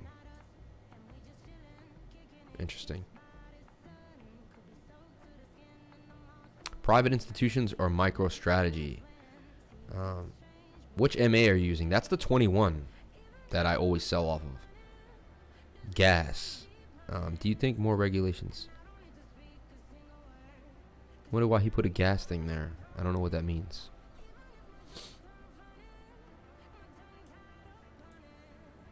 Okay, let's take a look at the news, man. I thought if we can get to 50 likes, we're at 36 likes, man. If we get to 50 likes, I'll go live tonight. Because you guys don't really care. You're like, yeah. All right, I made an Apple call recently that Apple was about to break out, and I called it. I said, this is it. Buy Apple right here at about 11.13, 11.14. No, it did break out. It's retesting the top of the pattern. Very, very strong. Also coming back down on the 4-hour, which kind of coincides with the retest. Telling you right now, this is the time to buy Apple on the retest at 123. I'm making a call, 123.33 on my 33s. 123.33 is my call for Apple. I'm giving a call for Apple right now. It's going to go up 35%, up to $166. This is my Apple call. If you like Apple, if you're into the market, I'm very bullish on this. Again, this isn't financial advice. Get yourself a financial advisor. You know, please do your own research. But me, from all my years of doing this and from looking at the charts like I do for hours and hours a day, I'm going to make a call on Apple right now that this is an entry, a beautiful entry, because this is what's called a retest on the top of the pattern. It's textbook. Happened beautifully. Happened beautifully. Yeah, to me, this isn't the pattern. To me, it broke out. It broke out of the pennant, and it retested the top of the pennant, and it's going to fly. So 35% gains coming out of Apple. How long did the last one take to make some gains of that nature? About 114 days for it to make 67%. So there's easy chance, 2 months. By mid-January, even by end of January, Apple is at 166.95. 167 is my call for Apple. Up 44.9% from the bottom of the triangle, up 33, up about 35.5% right now. So if you like 35% gains out of a more safe, less volatile asset, Apple is my call right now. Let's take a look at the Dow. Mo, where you at, man? Where you at with the stocks? I think the same thing. ETH, ADA, and also DOT don't have to be directly correlated with Bitcoin, as they depend on it. Like, they don't have their own individual projects and things to offer. Use VPN. Risky, of course, but possible. I don't know how to leverage trade. No platforms will allow me to. I don't know if it has to do with the state I live in or what. Open up Binance with a VPN, okay? I use what's called NORD VPN. I'll show it to you here. This is NORD VPN. And you can quick connect to any country. Right now I'm not using it, but I quick connect to any country. I quick connect to France. Okay. That's it to only be private though. Again, I don't want you breaking any US laws. Okay. I don't want to be banned off of YouTube. I can't go for strikes. If you need help, yeah, send me some tickers, Mo. I want to help you in the stocks. I want to see what's going on with your portfolio, what you're doing. But if you need help getting that information, please hit the link in my Telegram, join it, become a lifer, and we'll get you started in there. Twilio FSLY, same. Let's go to the Mo Money. I have your list now, Mo Money list. So look, I just go there and we got it. SGMO, dude, my call, man. I told you, baby. We bounced right off. Yo, I told you. Sorry, I was on this. I've been on this, and I even said to load up more yesterday. I said I would load up more right here. I said I'd like this. I moved our pattern. Looked like we fell out of the pattern. V-shaped recovery. We're back in the pattern now. So that's beautiful. We V-shaped out. We got right back into the pattern. This is gorgeous. Gorgeous. Looks like we'll go up to 1144 before we, this area. Then we're going to probably come back down. I'm going to tell you, back to 10. Then we're going to coil, and then we're going to explode. And when we explode, this thing is going up 85%, all the way up to 1888 on the 8s. Amazing call. I love this. So I'm on SGMO. I may actually put a boatload into this. I have some days before it will break out. It's going to go up and down. I'll be able to get it back in around 10 something. I think in a week. This thing is looking strong. Therapeutics. Sangamo. It's almost Singlamo. Oh, it's so funny, man. Let's take a look at Riot. I told you to sell off Riot. Good idea. Look, selling at 1156. It came all the way back down to 894 if you took my advice. Yet again, it's the same thing I just talked about on my stream numerous times. Sell when you're away from the 21-day moving average. You're going to snap back. It doesn't matter if it's a crypto, if it's a stock. This is going to show you how to sell the top every single time, or damn near close to it. Okay? XRP airdrop tomorrow, but where is it going? Hasn't moved much. Great, man, that you took profit on that. I was screaming from the top of my lungs on that one. Okay, let's take a look at Fastly. What's Fastly doing? It's in a funny little pattern. You know what? It's in a diamond. It's formed a diamond pattern. Okay. Let's take a look at Fastly Inc. New, man, so it has a lot of room to grow. What's the market cap on this puppy? About 11 mil. 11.11 million. Okay, no, 11 billion. 11 billion on the market cap. Average volume about 10 million. 4.5 volume today. This is a good stock to trade. A lot of volume like that. We went over Tesla Theo already, man. We gave a call for it. We went over it so thoroughly. So go back in the stream and just scan for Tesla. I went over it so thoroughly. So yeah, it's there, man. I'm not gonna do it again because I did it so well. Like I'm not gonna ruin that work. Not a diamond. Strange diamond. It could be a diamond. Came in from the top. Should leave out the top. It's doing its thing. Man, it's a diamond pattern. It's not a perfect diamond pattern, but it's forming somewhat of a diamond. Okay, we'll take that. What else are we working on here? Let's see. Okay, I saw we had this trend line forming. I'm going to take this. We popped out. We popped back in. Trying to find a pattern here. It's a little strange. We do possible head, shoulder, right shoulder. Is it making a head and shoulder? I don't know, man. It is a strange pattern, to say the least. Got this other trend up here forming as well. Interesting. This is a very interesting pattern. I am going to say this is slightly bull flagging here.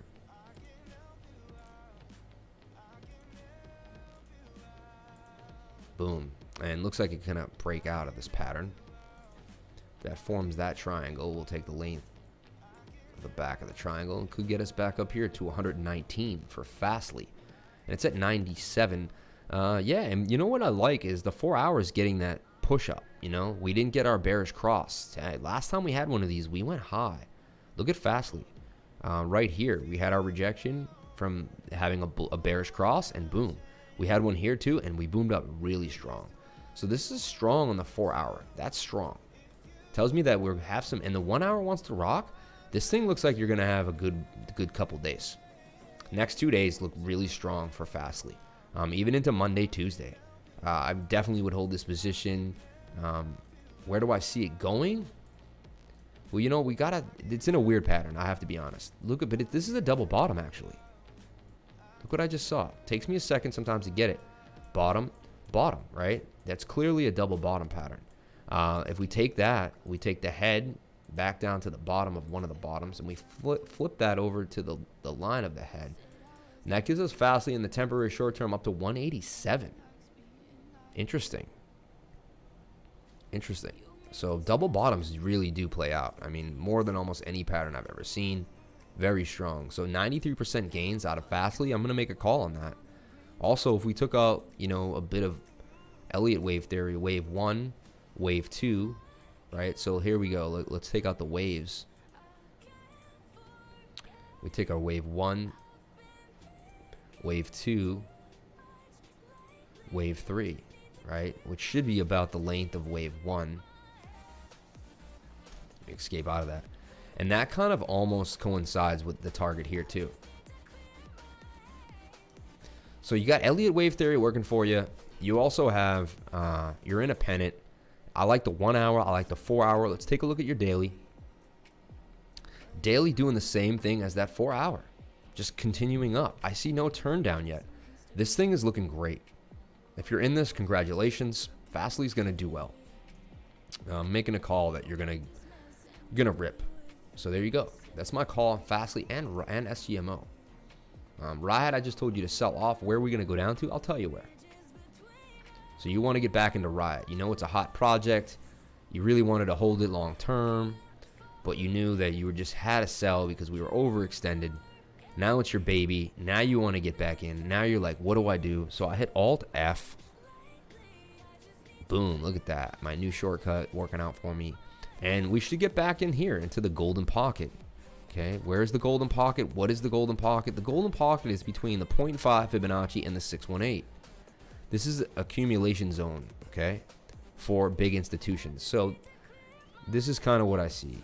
We're down. We're going to bounce off the 21 at one point, kind of do our thing. Maybe make one more down. It always plays games. Might whip down a little more into there. Play games. And then consolidate as it makes its way back. You know? This is my projection for this, for Riot. So where would you like to get back in? Around 450? You know, and a chance when things are very bullish, they tend to bounce off the 0.5 or the 382. So you are going to watch these levels. You're going to watch 725 very closely. If we break 725, good chance we go to 595. We break that, good chance we go to 460. I don't think we break 460. Reason is too, we have strong resistance right there, which should become new support. So 450 really is that line in the sand, I'm going to say. It's confluence with the 618 and confluence with previous rejection. So that's like another, that's a possible play there in the stock market. Twilio, right? Are you still in Twilio? Robinhood folks are bidding it up.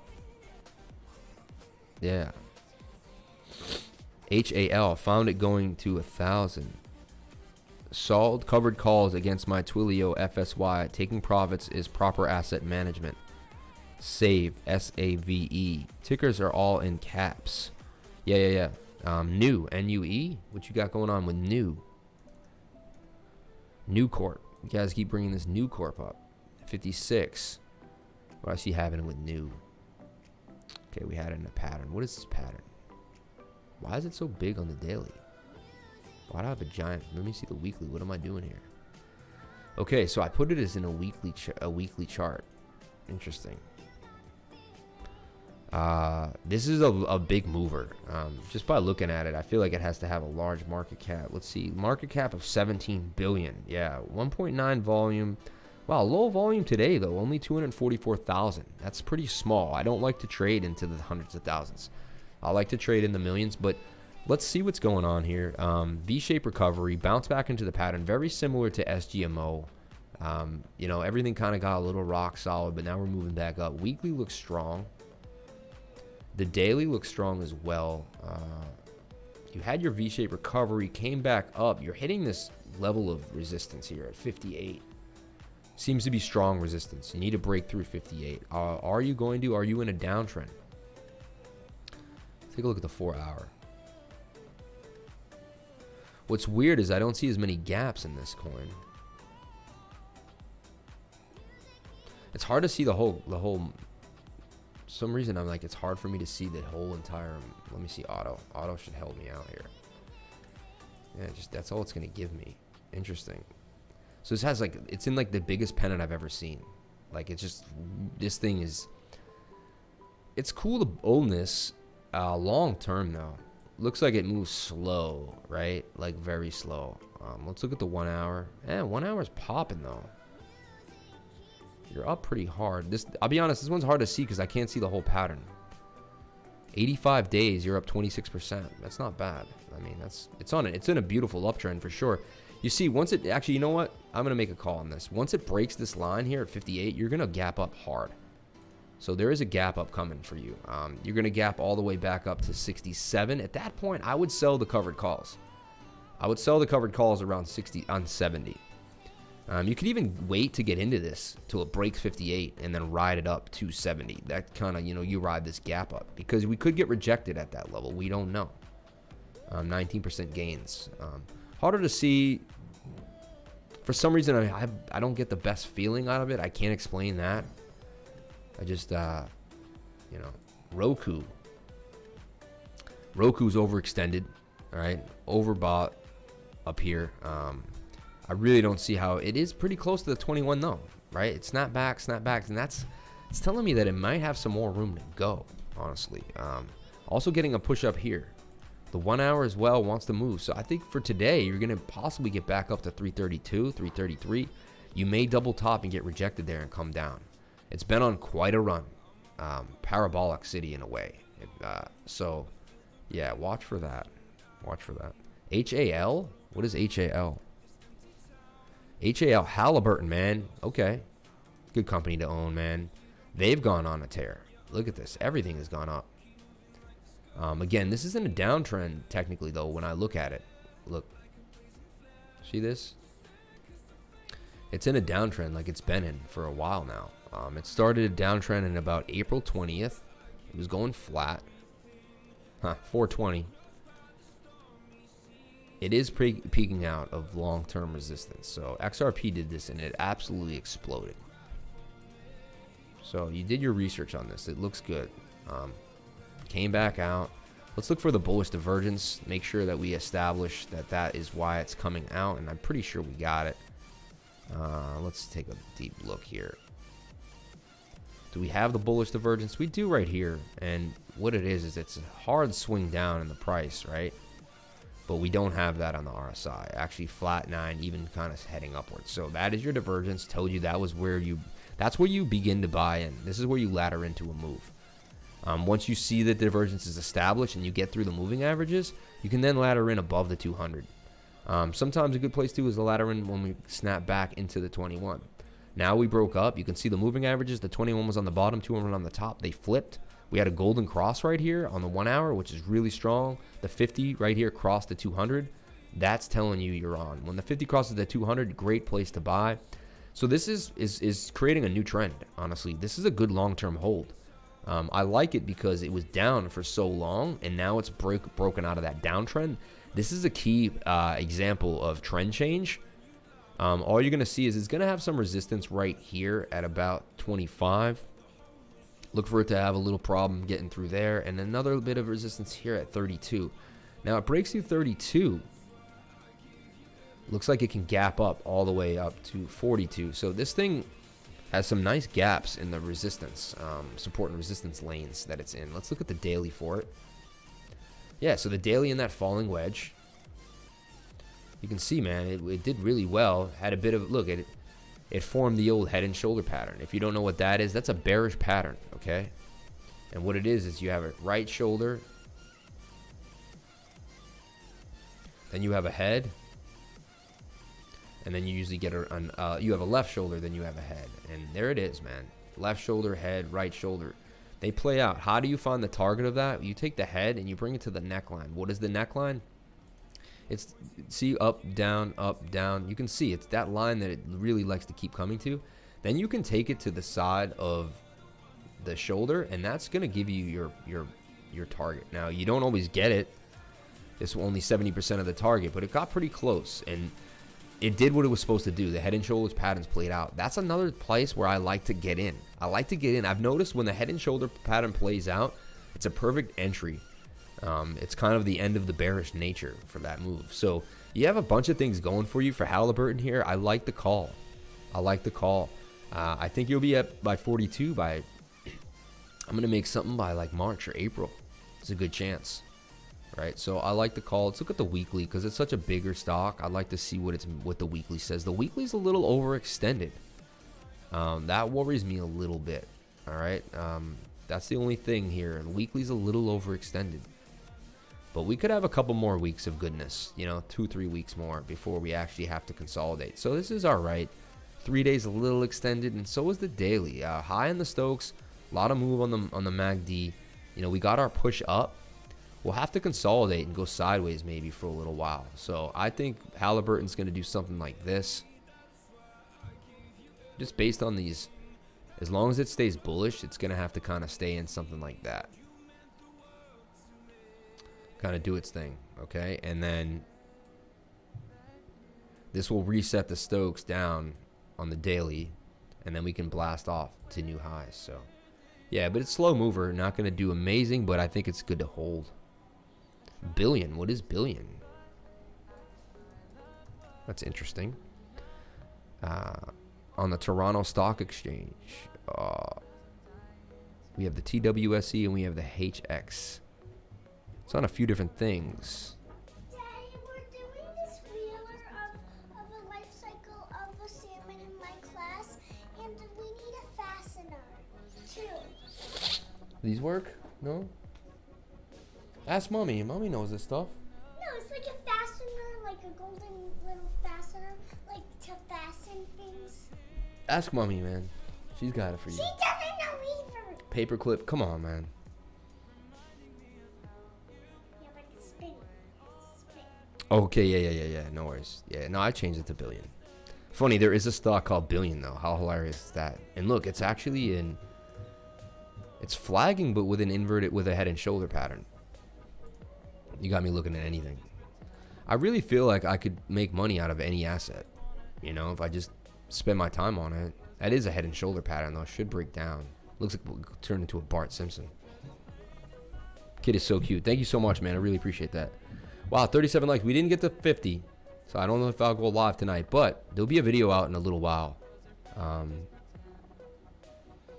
Can Binance get hacked? Is Binance safe? Interesting. It's an interesting concept. This guy's cool. I wouldn't worry too much about it unless you have a ton of money on Binance, where you have more money than the insurance fund. But in terms of actual security, yes, adding whitelisted addresses is crucial. It helps, especially if you're putting funds on Binance, if you're trading on there. But yeah, whitelisted addresses are huge. What does that mean? Can you touch on GSX? I will. Again, what time are we at? 11. I'll be out here at 11:30, guys. So get your tickers in. We're gonna start kind of bringing the show to a close. Sad to say, man, but it is what it is, right? Getting a phone call. Who will be calling me right now at 11 in the morning? Ooh, my sissy. I give her a call when I'm done.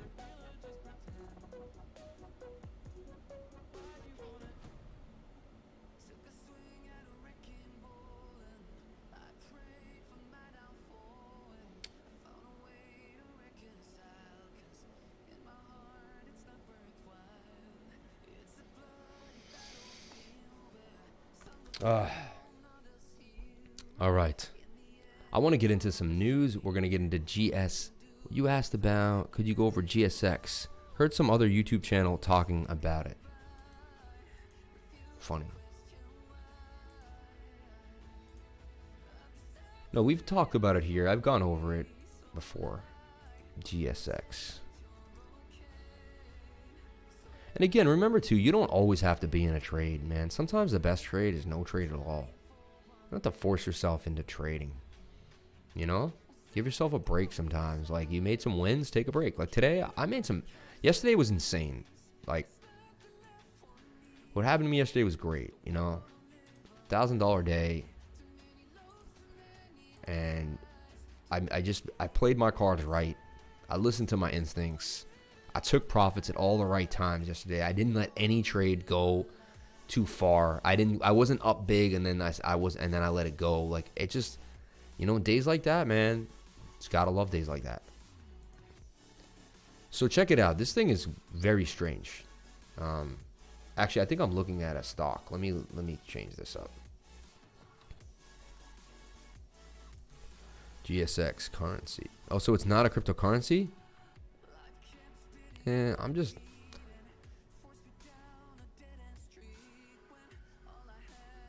Technology services. It's got a market cap of 8.3 billion, average volume 3.2 million. Today the volume's 500,000. I mean, it was in a rising wedge that broke to the downside. See this? These are 68% chance of a break to the downside. Had a fake out here out of a pattern.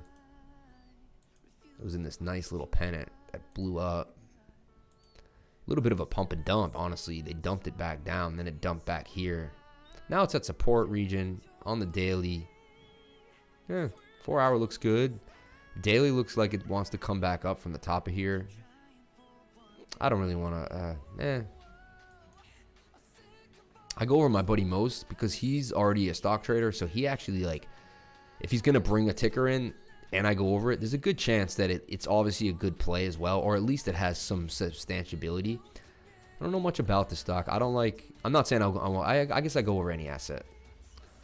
But, yeah, I mean, it's brand new, right? It came out in June. It's on a tear. It's gone up pretty well since June. If you got in, it's at $9. So every single stock is extended, though, at this point. Let's go look at the Dow on top of that. Check out the Gus funds and go look at the Dow Jones Industrial. So, like I said before, I'm bullish on the Dow as long as it doesn't break this bull flag that it's in. From the top of the trend line to this bottom line that I created. Beautiful bull flag. We really need to see the Dow break out. And this is my call here, is the Dow's going to break out and go parabolic all the way to 40K. If it does that, every one of your stocks, everything you're in, you're going to... A 5-year-old will be able to make money in the stock market. Even right now, it's very hard to lose in the stock market. They're pumping so much money into it, it's just going to keep going. Anytime, Mo. Anytime. Love you, brother. It's not a stock. It's a crypto that's in pre-sale. yeah, if it's in pre-sale, then we're not gonna really kind of know about it. Do your own research too. Like, I can't bring up a pre-sale about a coin that I don't know about, because I could be getting you into a scam, and that's not my thing. So I don't bring up pre-sales. I don't bring up Uniswap coins and stuff like that unless I've myself looked into them and I've done my research. Okay. I have like so much integrity, man, and I'm very conscious of how I move in the space, and I'm very conscious of how I use my language, my behavior, and what I bring to the table. Wow, guys, look. Now, on the daily, I had this called for you guys. I really did. I still have my target here at 4,000. Short term, 4,000. And looks like we can get all the way up to 4,500. This is YFDI. I showed you that the daily was about to have a pop, right? We had a turn on the daily. Stokes looked good. Everything looked really good.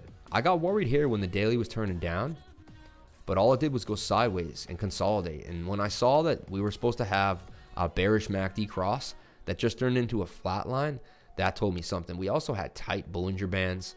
I made this call for you guys. Basically said, you know, this is a good place to get into YFDI. I've been talking about it for 3-4 days straight now. I constantly chart it.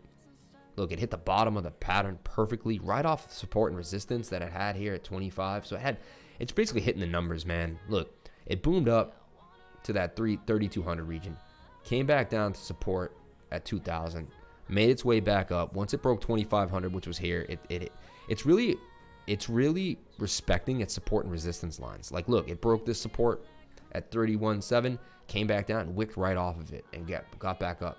Now the price is sitting at about 3,400, 33.82 and moving. So this thing's looking hot to trot. I have it projected to go all the way up to 4,000. And you can kind of look at the past moves to understand maybe where this will go and how it will go. So we look at this. Here's a pennant that it was in, or, you know, a falling wedge, bull flag in a way. And you can project that. How do you get your targets? You just take the length of the pole like this, and you bring that up to here. And look how uncanny that was. I mean, that one wasn't perfect. The bullishness of this nature made it even more, but pretty close to this measured move here. Had you sold here, you would have nailed this top, came back down, and then maybe possibly bought off this support region. Previous resistance becomes new support. Look, previous resistance, new support, support flip. Come back down, support again, and we're gone. It double tested support. Second time, just to make sure that was strong support, and we're gone. Here it broke through support here, tested it once, tested it twice, tested it 3-4 times before it would. I really like the structure this is forming. It's respecting its support and resistance lines. It's in a constant uptrend, just like it should be. People are staking money. This thing is paying people passive income. I can't get into it because the last time I discussed any type of DeFi, I got my whole video banned, and I don't want that to happen. So, okay, YouTube police, you got me. You got me in prison. I can't express myself fully, but hey, come to my Telegram and I'll give you all the details. I'll give you all the details. But this is why I've died. Okay, I've been talking about it. I told my friends about it. I put a video to my friends. You know, my friends, I'm in a chat group with my friends, and they were getting all this information that before I really pushed the channel and had my own Telegram group, they were getting all these tickers, and they thought I was insane. Their lives were too busy to really focus on what I was saying. I would throw a ticker out there, like I would say, you know, Doc is about to blast, and Doc went from 1.4 all the way to 3 cents. It basically went up 300%. They didn't buy it. They thought I was nuts. I just kept telling them, guys, this coin. Then I started showing them YFI, and YFI went from $900 to $40,000, and like I kept trying to explain to them, guys, these coins are going, like, look at this coin now, up 34.67. It's insane. It is up 153% in 30 days. I told my friends about it over and over again. Mo didn't think I was nuts, but it was just like too many tickers at once. Now I'm having my own group. So my whole point was my friends were getting all this information for free, but they really didn't take advantage of it. And that's another reason why I started my YouTube channel, because I was like, why am I sending information where I know, like, I want to change lives. I want to help people, you know? And you know, in my defense, my friends are well off. They're doing really well. You know, they have a system in place. Most of my friends are actually doing better than me. So when I give them tickers, they're just like, eh. But I was just trying to enhance their life, saying, hey, I know you may be up, but I can get you up even further if that's what you want. Let's take a look at Band. Thank you for that call, Chris. Let's take a look at BAND. Let's take a look at SOL. BAND is a big coin. I love BAND. I think you should dollar cost average into BAND. If you looked at my top 10 coins, it's on my list. I made a video on my top 10 coins. Please check it out. Amazing video. Find it here on my channel. Shout out to all 18 people still watching, man. Love you guys. Thank you so much. Look, the VeChain video about to hit 1,000. Amazing. I had my first video hitting 3,000 views. This XRP price prediction, 3,200 views in 1 week. Unbelievable. This price prediction chain link, 92 views. This view, they're starting to move, man. And then you can even see back in the day, my live streams, 39 views, 61 views. A couple got 131, but 47, 47. And now we're just regularly getting 112 views, 99, 128, 114, 110, and 80, and then 168, 126, 150. Like, you can just see we're moving, man. The channel is moving. 128. Now the streams are getting over 100, 150 views almost to combine. They did block me last Sunday, which really got me going. But here's my 10 coins to 10 million, 514 views. This is going to give you the 10 coins that I think will really rocket your portfolio to the top. XRP better see 75 cents. Well, not entirely. Yeah, see? Anyway, check it out. Just stay out of the tunnels, guys, all right? Stay the hell out of the tunnels, okay? Just don't go near the tunnels. Whatever you do, don't go near those tunnels. Aave started to pick back up. Interesting. A little bit on the 15-minute. Double bottom action here on Aave. Lend 75 double bottom and broke off that double bottom. Let's take a look at BAND, man. We didn't talk about BAND, and I love BAND. Actually, it's double bottoming here. Let's look at the bigger picture here for 4 hour. Okay, so BAND is in this rounded bottom. These were your accumulation points here, here, and I feel like there, right there where we wicked down to 605, that was a gift. That was a gift. That was literally just a couple days ago. Now BAND is back down with another wick down, 629, 641. Now BAND has already been all the way $18 this summer. It double topped up here at 1762, 1798. It feel like I saw it hit 18 on a couple exchanges, but then it came back down, it retraced, and again, let me show you the fib. Alt F, I'm loving this, man. These shortcuts are key. Can't keep going back all the time. And look, BAND went all the way down to the 786 retrace. So it 70% retraced after that huge pump. You really want to get into these 7% retraces. Like, if you get to the 886, unbelievable. But look, we kind of went through the zone. And we're now back getting into that golden pocket and the 618, right? We want to see us break back in. Right now we're between the 706 and the 608. 706 is called a secret fib. I was taught to it by Jacob Canfield. Shout out to Jacob, man. One of my mentors. You can look him up on Twitter. He's an amazing trader. Funny guy too, man. Love you, Jacob, man. Thanks, Sam. Talk to you later. Great show today. Hit the like button, people. Thank you so much, man. Really appreciate that, Mo. Really appreciate that.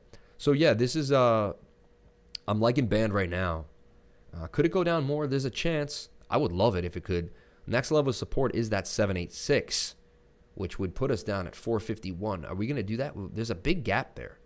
We have a little stoppage here at 509. Okay. I really think accumulating BAND, $6, between $4 and $6 is really where I want BAND. I really don't want to pay more than $6 though. So I kind of want to hold out for a lower BAND. Will we get it? I don't know. Honestly, I can't guarantee it. So we got to watch it. 4 hour is extended, just like most of the things we're talking about. Setting us up for kind of a dump in all these coins, in my opinion. Things aren't looking too bullish. Atom is one of my favorite coins now, down to 475. Got as low as 457 last night. Some bullish divergence picked it back up off the top. Interesting. Yeah, so it's a red day for the markets. Bitcoin bouncing back, though, 18,178. Look at that. So Bitcoin bouncing back. Very interesting. Is this a fake out, a breakout, or a takeout?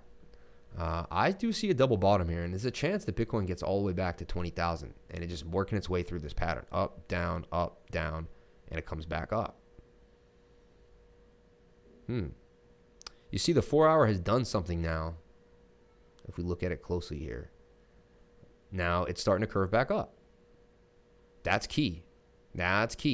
At the beginning of the show, we were pointed down. There's no curve. This is kind of a big deal. This could be a change in the tides for Bitcoin and even for some of these coins. Maybe the down coins aren't to play at the moment. We'll see. Immediate short term, I think Bitcoin could bounce and go back up to 20,000. So we have to hold this level. If we don't hold this level right here at 17,780, we're going to go back down to 1715, and then you know the story, back to 16 and 16.5. So crucial that we hold. That wick was big for Bitcoin, honestly, right here. This wick was big. Also off the 200-day moving average. So we had some buy pressure. I like how we're using the 200 bounce. 200 can keep us in line as we get through. So watch out for that. Let's take a look at what the pundits are saying. I just like to see what banks are getting in. I like to see what the correlation with the markets.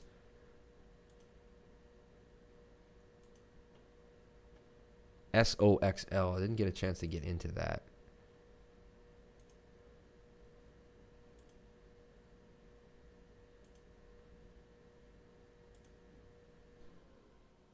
Okay.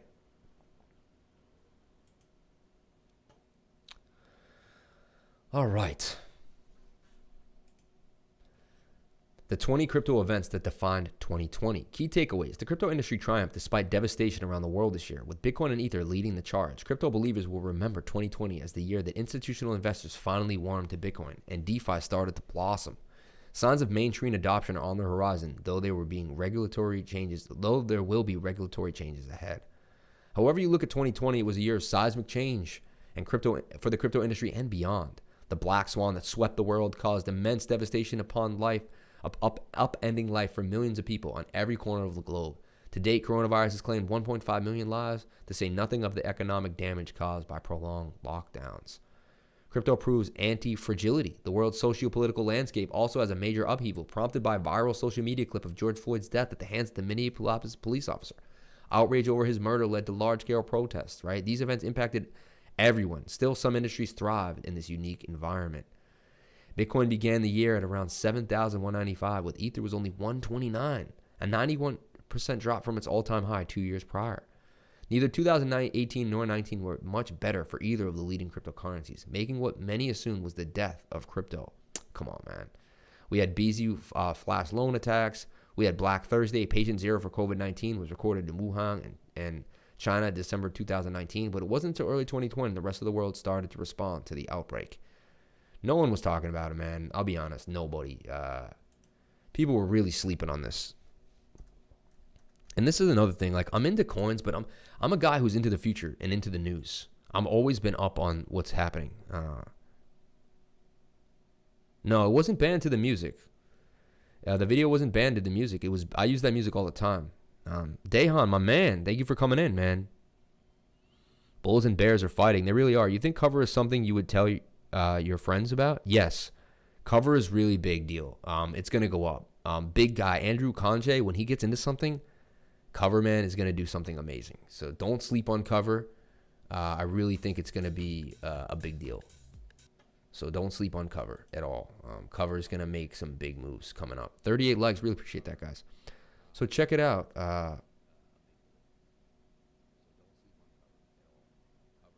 If you look at my Instagram, why am I here? Well, just to show you that I was privy to what was happening in Wuhan. I was privy to a lot of this stuff really early, okay? And that actually impacted the cryptocurrency market because I'm able to see things for what they are a lot of times before a lot of other people. I can't explain how or why. Just as something that I'm very aware of my surroundings. I'm also using the internet. I'm a very, very good researcher. I've been using the internet to research for a long time. Cryptocurrency made me research coins, right? I have to go over the market cap. I have to go over all the videos that I make, all the time that I spend. It's all based on heavy research. So when you break that down, the research really comes into play. So you could see me here in my car. Of sorts all the time. I'm digging deep to find the information that a lot of people don't know about, can't find, can't figure out. This is January 28th. I'm here to show you guys what's really going on in Wuhan. I have found a video that's been sent to me. It's a collection of different videos shot on iPhones. The news won't tell you a lot of this stuff. They even won't show you the footage. Go to the next video here and see what's really happening in Wuhan. It's crazy, guys. China frantically shuts down stock market to prevent coronavirus sell-off. And here it is. Like, doctors are screaming that people are dying and they don't have enough. They're locking people down, keeping them sent in their... The news wasn't showing any of this lockdown stuff, man. It was bad. People were jumping out of buildings. People were getting locked. They were actually using a welding machine to weld doors shut. And then people were falling dead in the streets. Cytokine storm, man. You'd seen that. I'm telling you, man, it was crazy. It was absolutely crazy. And no one really was listening to me. I eventually had to make a music video about it because it was like, I started wearing a gas mask around town.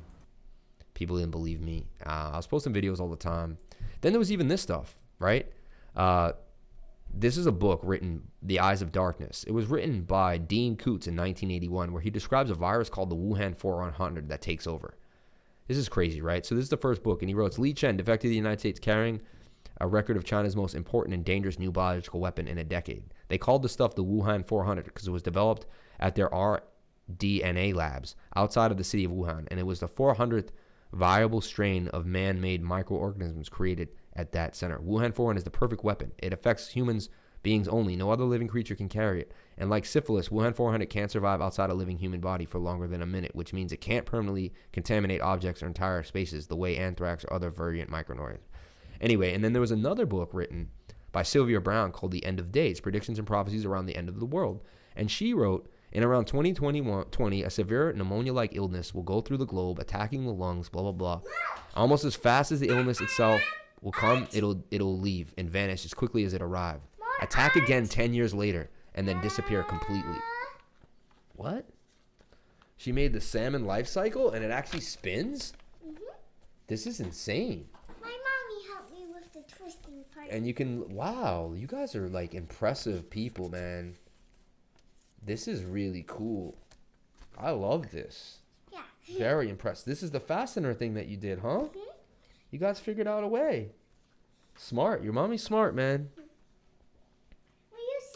Honestly, the word, when you just said I'm into conspiracies, I get offended by that. Because the word conspiracy theory, it was coined by the CIA. You know? So anyway, let's stay on topic on the coins. But anyway, just wanted to say that I'm aware of my surroundings. I'm aware of what coins to buy. I'm aware of what's going on in the markets, you know, and things can change all the time. Yeah, say nothing for a few weeks. I agree, man. I agree. I'm with you on that. Yeah, we're still going, man. We're still going. You came back from the dog walk. How was it? All right, guys, back into some news, and then we're out of here for the day. Grayscale buys 266 million of Bitcoin and 58 million of ETH. Grayscale has added more than 325 million worth of Bitcoin and ETH to its trust in just over a week. Crypto asset manager Grayscale has bought an additional 14,591 Bitcoin and 105,000 Ethereum on behalf of its investors, according to the financial reports published this week. The trust issued 15,334 shares at varying prices for an aggregate of 14.5 thousand Bitcoin. Bitcoin representing $280 million, said Grayscale's Form 8K report on December 9th. A day before, Grayscale disclosed the purchase of over 105,000 ETH tokens, although the document itself was dated December 2nd. Unbelievable. Look at this Grayscale trust, man. Grayscale Bitcoin Trust. Cash, Ethereum, Horizon Trust. Horizon. Look at that. We should look into that coin. Litecoin, Stellar Lumens, XRP, Zcash, Digital Large Cap Fund. That's smart. Horizon. Is that a coin, right? Now, if they're into it, it kind of tells you something. Yeah, Horizon. Oh, Zen. Okay, so they like Zen. I never realized Zen was Horizon. I didn't know that. Zen coin. Wow, it's down. It's actually a nice time to buy Zen coin. If you look at it on the 4 hour and we pull a fib on that, I feel like it's in the golden pocket. It really is. The 706 and the 618, really good place to accumulate this. Down in the dumps too. Interesting. Daily looking good too. Also down in the 618, 706 area. Really good place to accumulate some Zen. Honestly, 10, 15. showing you here on the Fibonacci levels. So this is interesting as well. Grayscale, man, taking over, bro. Bitcoin price at 21,000 possible. This chart analyst thinks yes. In his Wednesday note, the analyst wrote that the benchmark cryptocurrency anticipates undergoing a strong rebound move after testing a short-term support trend line. The trend line serves as part of an ascending channel forming a sequence of higher highs and higher lows, right? And he's at that channel right now, and I'm in the same boat. I mean, you can see what I'm looking at. I don't have the channel, so to speak, but I have the exact same pattern, you know, where we're going up and down through the pattern. And we're at the bottom of the pattern again. And it looks like we'll make our way back up. Just looks like that's going to be the case. So, yes. Bitcoin at 161. And so he's kind of, let's see what he's doing. Oh, so he extended the pattern along and then turned it into like two patterns. And I see what he's doing. But he put a dotted line in between them. So if you take that line, which is kind of this line here, he basically is taking this line. He's making a middle trend line, so to speak, something like this. He's extending it and he's looking at it closer. And it is in the channel, man. It is in a channel. It's in a pitchfork channel for sure. These wicks are strong. Last time we had wicks like that, we made it to the top of the pattern. So that is a red engulfing candle, though. You can put this candle in that candle. That's bearish. I don't like seeing that. That you can engulf that. So on the daily, not a good sign in my opinion. So I'm seeing some bearish sentiment as well for Bitcoin. He thinks 21,000. Channel up into the head, into inverse head and shoulders. Hey, it's possible. U.S. Congressman combat Treasury's impractical regulatory burdens on crypto. The CEO of Coinbase brought to light a controversial proposal planned by the Department of Treasury. 4 U.S. Congress members have written an open letter to Treasury Secretary Steve Mnuchin asking to reconsider the proposal. CEO of Circle, Jeremy Allard, joined the discussion, requesting a 1 to 2 year safe harbor before the state takes decisive action. Legislative representatives and industry leaders have taken a firm stance against a proposed law that would make KYC AML mandatory for a self-hosted crypto wallets. Lawmakers back Bitcoin. U.S. Representatives Warren Davidson, Tom Emmer, Ted Budd, and Scott Perry are signatories to an open letter to the Treasury Secretary Steve Mnuchin. The lawmakers raised concerns over impractical regulatory burdens and Chinese-like surveillance of Americans in its crypto industry. The letter requests Mnuchin and his departments not to get blindsided by the anonymous aspect of crypto. Instead, the lawmakers upheld crypto's pseudo-anonymous nature, which records every transaction on a ledger. The details of the sender and receiver are, however, encrypted cryptographically. Lawmakers argue that above aspect promotes privacy and monetary freedom with compromising national security. The letter elaborated that transactions on distributed ledgers or blockchains are secured and realized independently of any third party. The proposed law would, however, end up opening provisions for blacklisting and unwarranted surveillance of accounts. Such privacy and freedom in making transactions, freedom stands in stark contrast to Chinese digital yuan, where citizens' transactions are surveyed and transactions involving disfavored individuals and activities can be censored. It noted that the permissionless nature of digital assets on self-hosted wallets is also a boon to the unbanked and the underbanked. Restrictions of these kinds of wallets would hinder the country's growth and technological innovation underway throughout the global financial system. Finally, the letter requested that the Treasury Department to provide details regarding any proposal currently under consideration with an explanation. They have advised the state agency to discuss the matter with Congress and the industry stakeholders before deciding. I like that. I'm troubled by the rumor Steve Mnuchin plans to enact burdensome regulations on digital self-hosted wallets. My colleagues, Ted Budd, Scott Perry, Tom Emmer, and U.S. Treasury are urging him to rethink these regulations and consult with Congress. FinTech. Further, the CEO of Circle, part of the Center Consortium issues USD Jerry Allard, also wrote a letter to the Secretary requesting a 2-year safe harbor. He said that the development of identity protocols for blockchains is in motion. These protocols will implement KYC rules in the crypto industry at the same time uphold citizens' privacy when using cryptocurrencies. However, these would take approximately 2 years to implement across the industry. He offered to further discuss the matter with state officials. See, that's the issue is they're trying to regulate tech that they don't understand. How do you regulate tech that you don't understand, right? Steve Mnuchin, LOL. Steve Mnuchin. The Munchies, yeah. Christmas star, where is the conjunction of Jupiter and Saturn? will be visible for the first time in 800 years. Amazing. Amazing.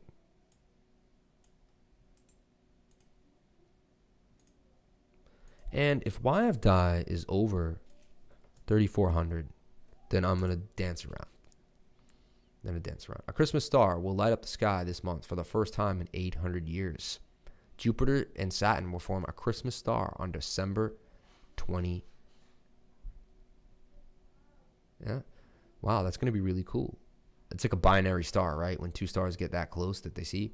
So on the aligning with the winter solstice on December 21st, the two planets will be just 0.1 degrees apart, less than a diameter of a full moon.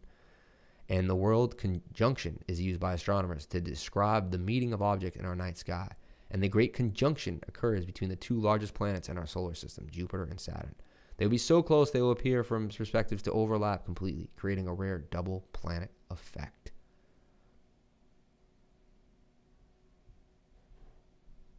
Wow, how to watch this during the convention. That's going to be really fun to watch anyway. And the show is winding down as we're talking about stars and the sun. And yes. So guys, thank you guys so much for sticking with me throughout this journey.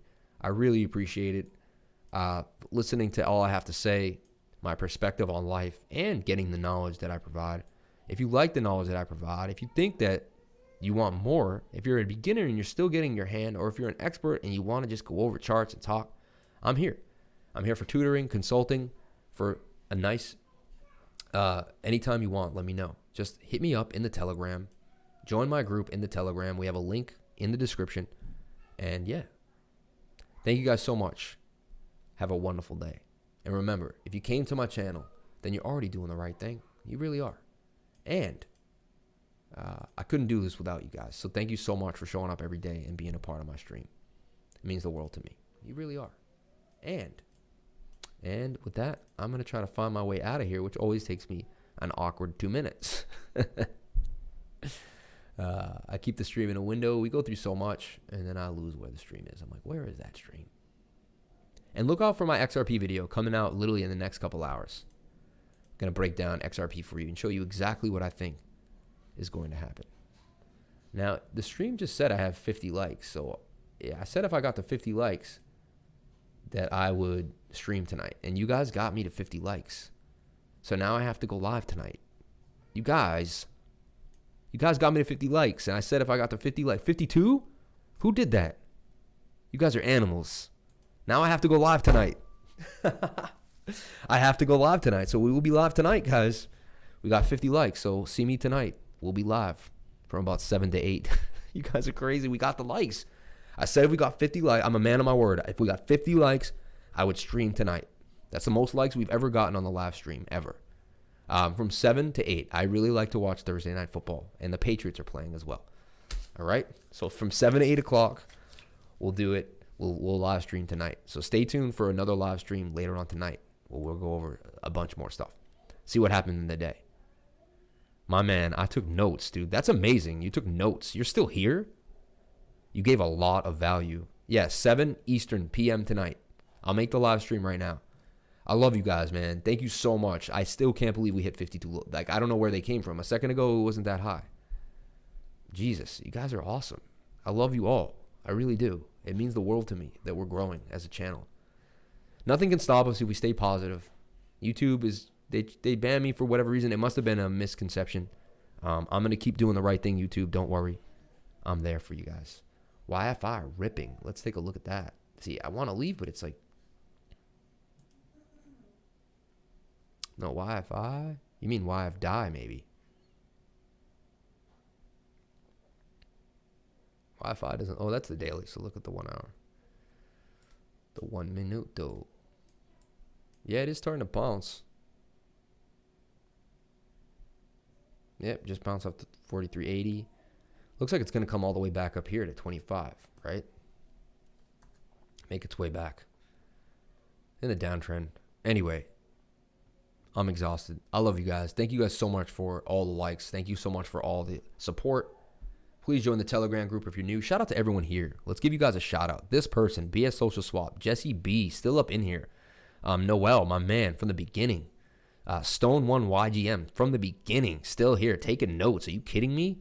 Unbelievable. JV Supreme, Every single person in here, man. I love y'all. BB, my wife, Bagwell33. Every single one of you. Mohit for coming through, bringing that stock knowledge. Dehan, my man. Davinovich. I like that. Davidovich. I like that name. Every single person, man. Chris Collin for coming in, asking about band. Love. Great question. Chrissy Feltz, you had a lot of great questions, Chrissy. You really did. I really liked your insight that you brought to the group. Nicola. Every single person, man. 100, man. The airdrop, talking about that. Yippee-ki-yay. Everybody here, man. Jay Supreme. Vil Kazar. I can't even go through it all. Jesus. The comment section was big today. A lot of comments. A lot of people asking stuff. Samuel. Theo Wrench. All my peoples, man. BS Social Swap, my dude. Every one of you. Thank you guys so much for being here and being a part of this movement. Have a great day. Again, if you came to my channel, please comment, like, and subscribe. Hit the bell for notifications. Don't forget to hit that like button. And just keep doing it. And we're going to end the show like we do every time. 1, 2, 3. Crypto is life.